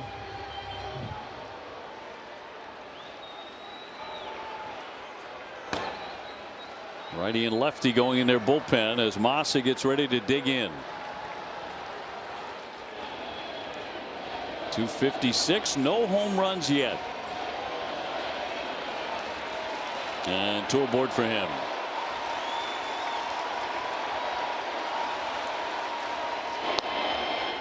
That's going to be ball 1 for Morris. Not throwing a lot of strikes, really. 15 pitches, only 7 in the strike zone so far.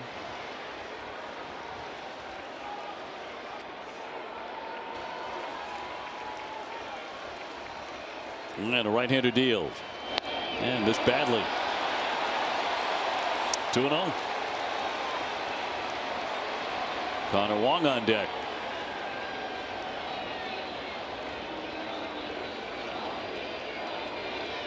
See if Massa gets one to drive on the 2-0 pitch. And right through there. You get Massa in here now because you want to get him that bat, right? You let Mona hit, ground ball double play. Now your left-handed bat sitting on the bench on deck. Give him this at bat now and figure it out after this. And a ground ball. The second baseman will cover the ground. A flip into second 1, and that's all they get. Garcia ranging up the middle. 2 down. Runners on at first and third for Connor Wong. Garcia away and pull side. This one here a little bit harder. Might have got through, but it's a nice play by Garcia. Just a little glove work flip. Could have gone wrong quickly, but nice play. Get an out. Caleb Durbin will become the runner at first, running for Masataka. So 2 on, 2 out, 9th inning. Connor Wong's had a long day. He struck out all 3 times.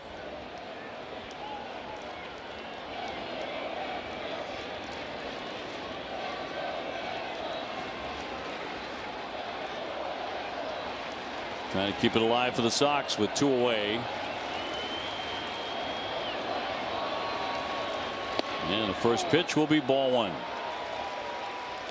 Wong also has yet to hit a home run.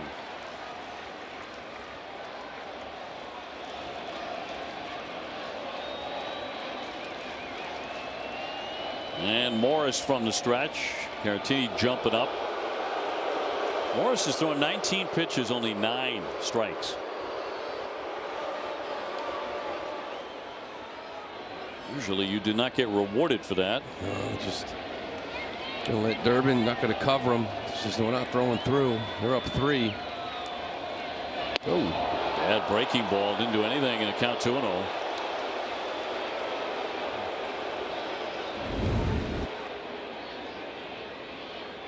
Lost that sweeper up by that helmet. 2-0 on Connor. Pumped in there for a strike. 97 miles an hour. 2-1. Challenge that. The ball's up, isn't it? When are you going to do it? 3-0. First and third. Fouled away. Back to the heater. 2-2. I still like to see Durbin take this back. I know it doesn't mean anything, but you think about that ball that Massa just hit to see at second. You beat that ball out instead of a little flip to second base. So Red Sox down to their last strike on this Saturday. They lead at the corners with 2 down, and the 2-2 pitch to Connor Wong. There goes Durbin. It's fouled away. And Caleb will head on back to first.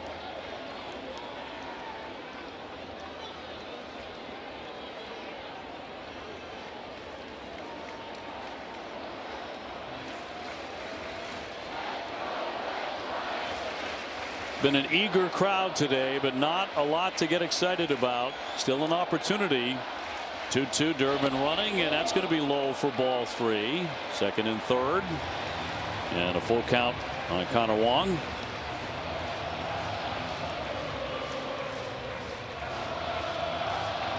Base hit should mean 2. Connor Falefa next. And Morris from the stretch. The 3-2 pitch. Right through everybody on ball 4. It's going to continue to roll, and it's going to load up the bases. So Connor Wong will take the walk, and they're all loaded up for Isaiah Kiner-Falefa. Nice job kind of drawing that walk. You know, your Contreras on third base. This really means nothing.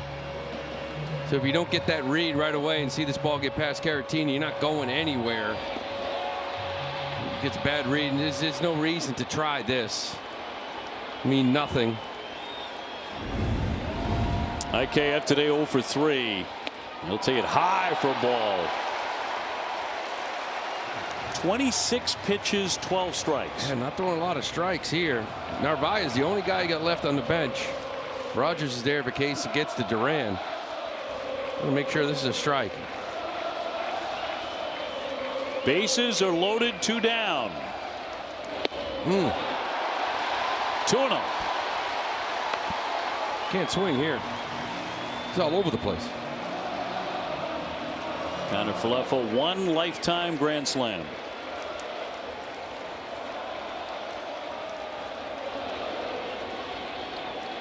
The 2-0. That's a strike. Been a good hitter with the bases loaded in his career. 358. You take it. They lead it first, second, and third, and a 2-1, and missed again. Ball 3. You got to look one spot here. Whatever it is, down and in, inner half, whatever you feel best about, one spot. Lock in on it.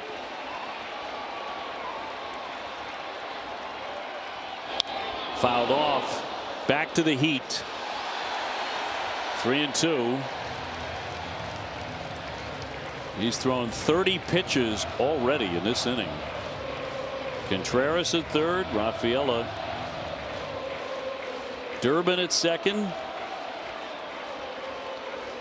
Connor Wong gets his lead at first, and the 3-2 coming. Fouled off again.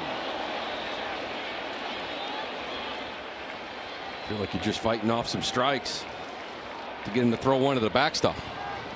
How many can he throw in a row?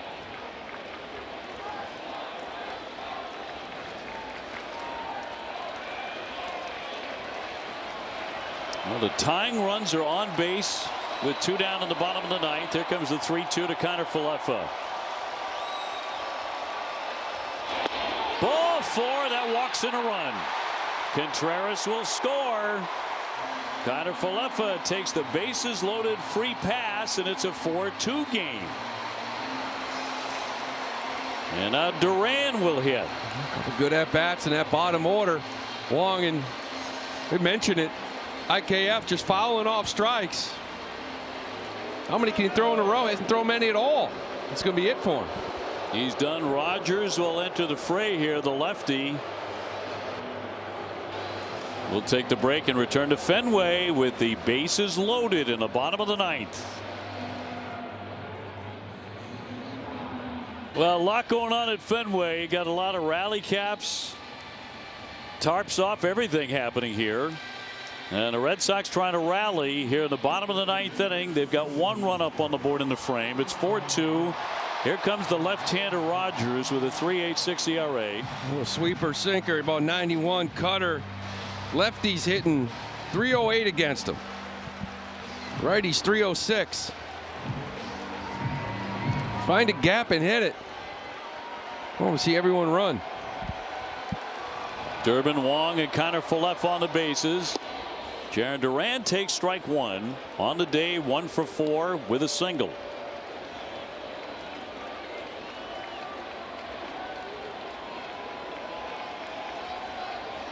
Two down. And the lefty's 0-1. Did he go? Yes, he did. Ryan Wills at third said he swung the bat, and it's 0-2.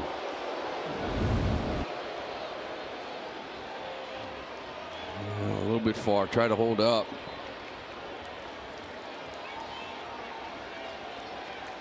Now the tying runs in scoring position for Boston.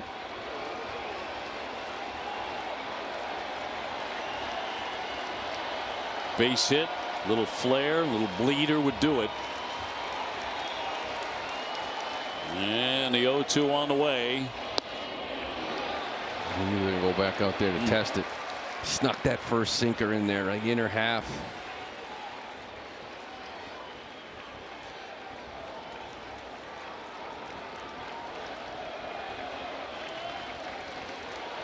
Red Sox have taken 3 walks in this ninth. Rogers 1-2. Way off the plate. 2-2.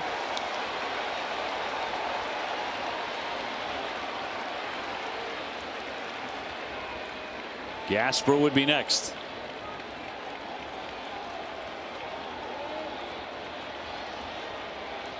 Duran ready. Rogers ready. The 2-2. And it missed. Ball 3. And a full count. So the string is out. Bases loaded. 2 down. 3-2. A couple heaters away after those sweepers. You go back to the sweeper. 3-2. Gotta go heater away here.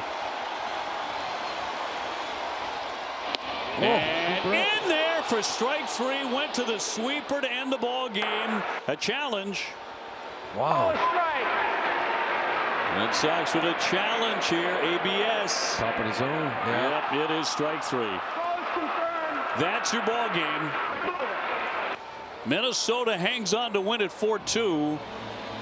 Red Sox made it interesting in the ninth, but only 5 hits loot today, and they lose 4-2. Yeah, not much traffic on the base pass. Couple of innings you had it, but another 1 for 11 outing with runners in scoring position. A couple runs early on really kind of hurt, but really the offense never got going here in this one. Now you've dropped the first 2. You're now 1-6-1 in series here at Fenway Park, 8-16. Man.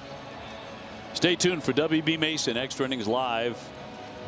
Adam, Will, and Matt will break down the key moments in the loss today. 4-2 the final. Plus you'll hear from Chad Tracy and Brian Bayo. That and more coming up right after the break.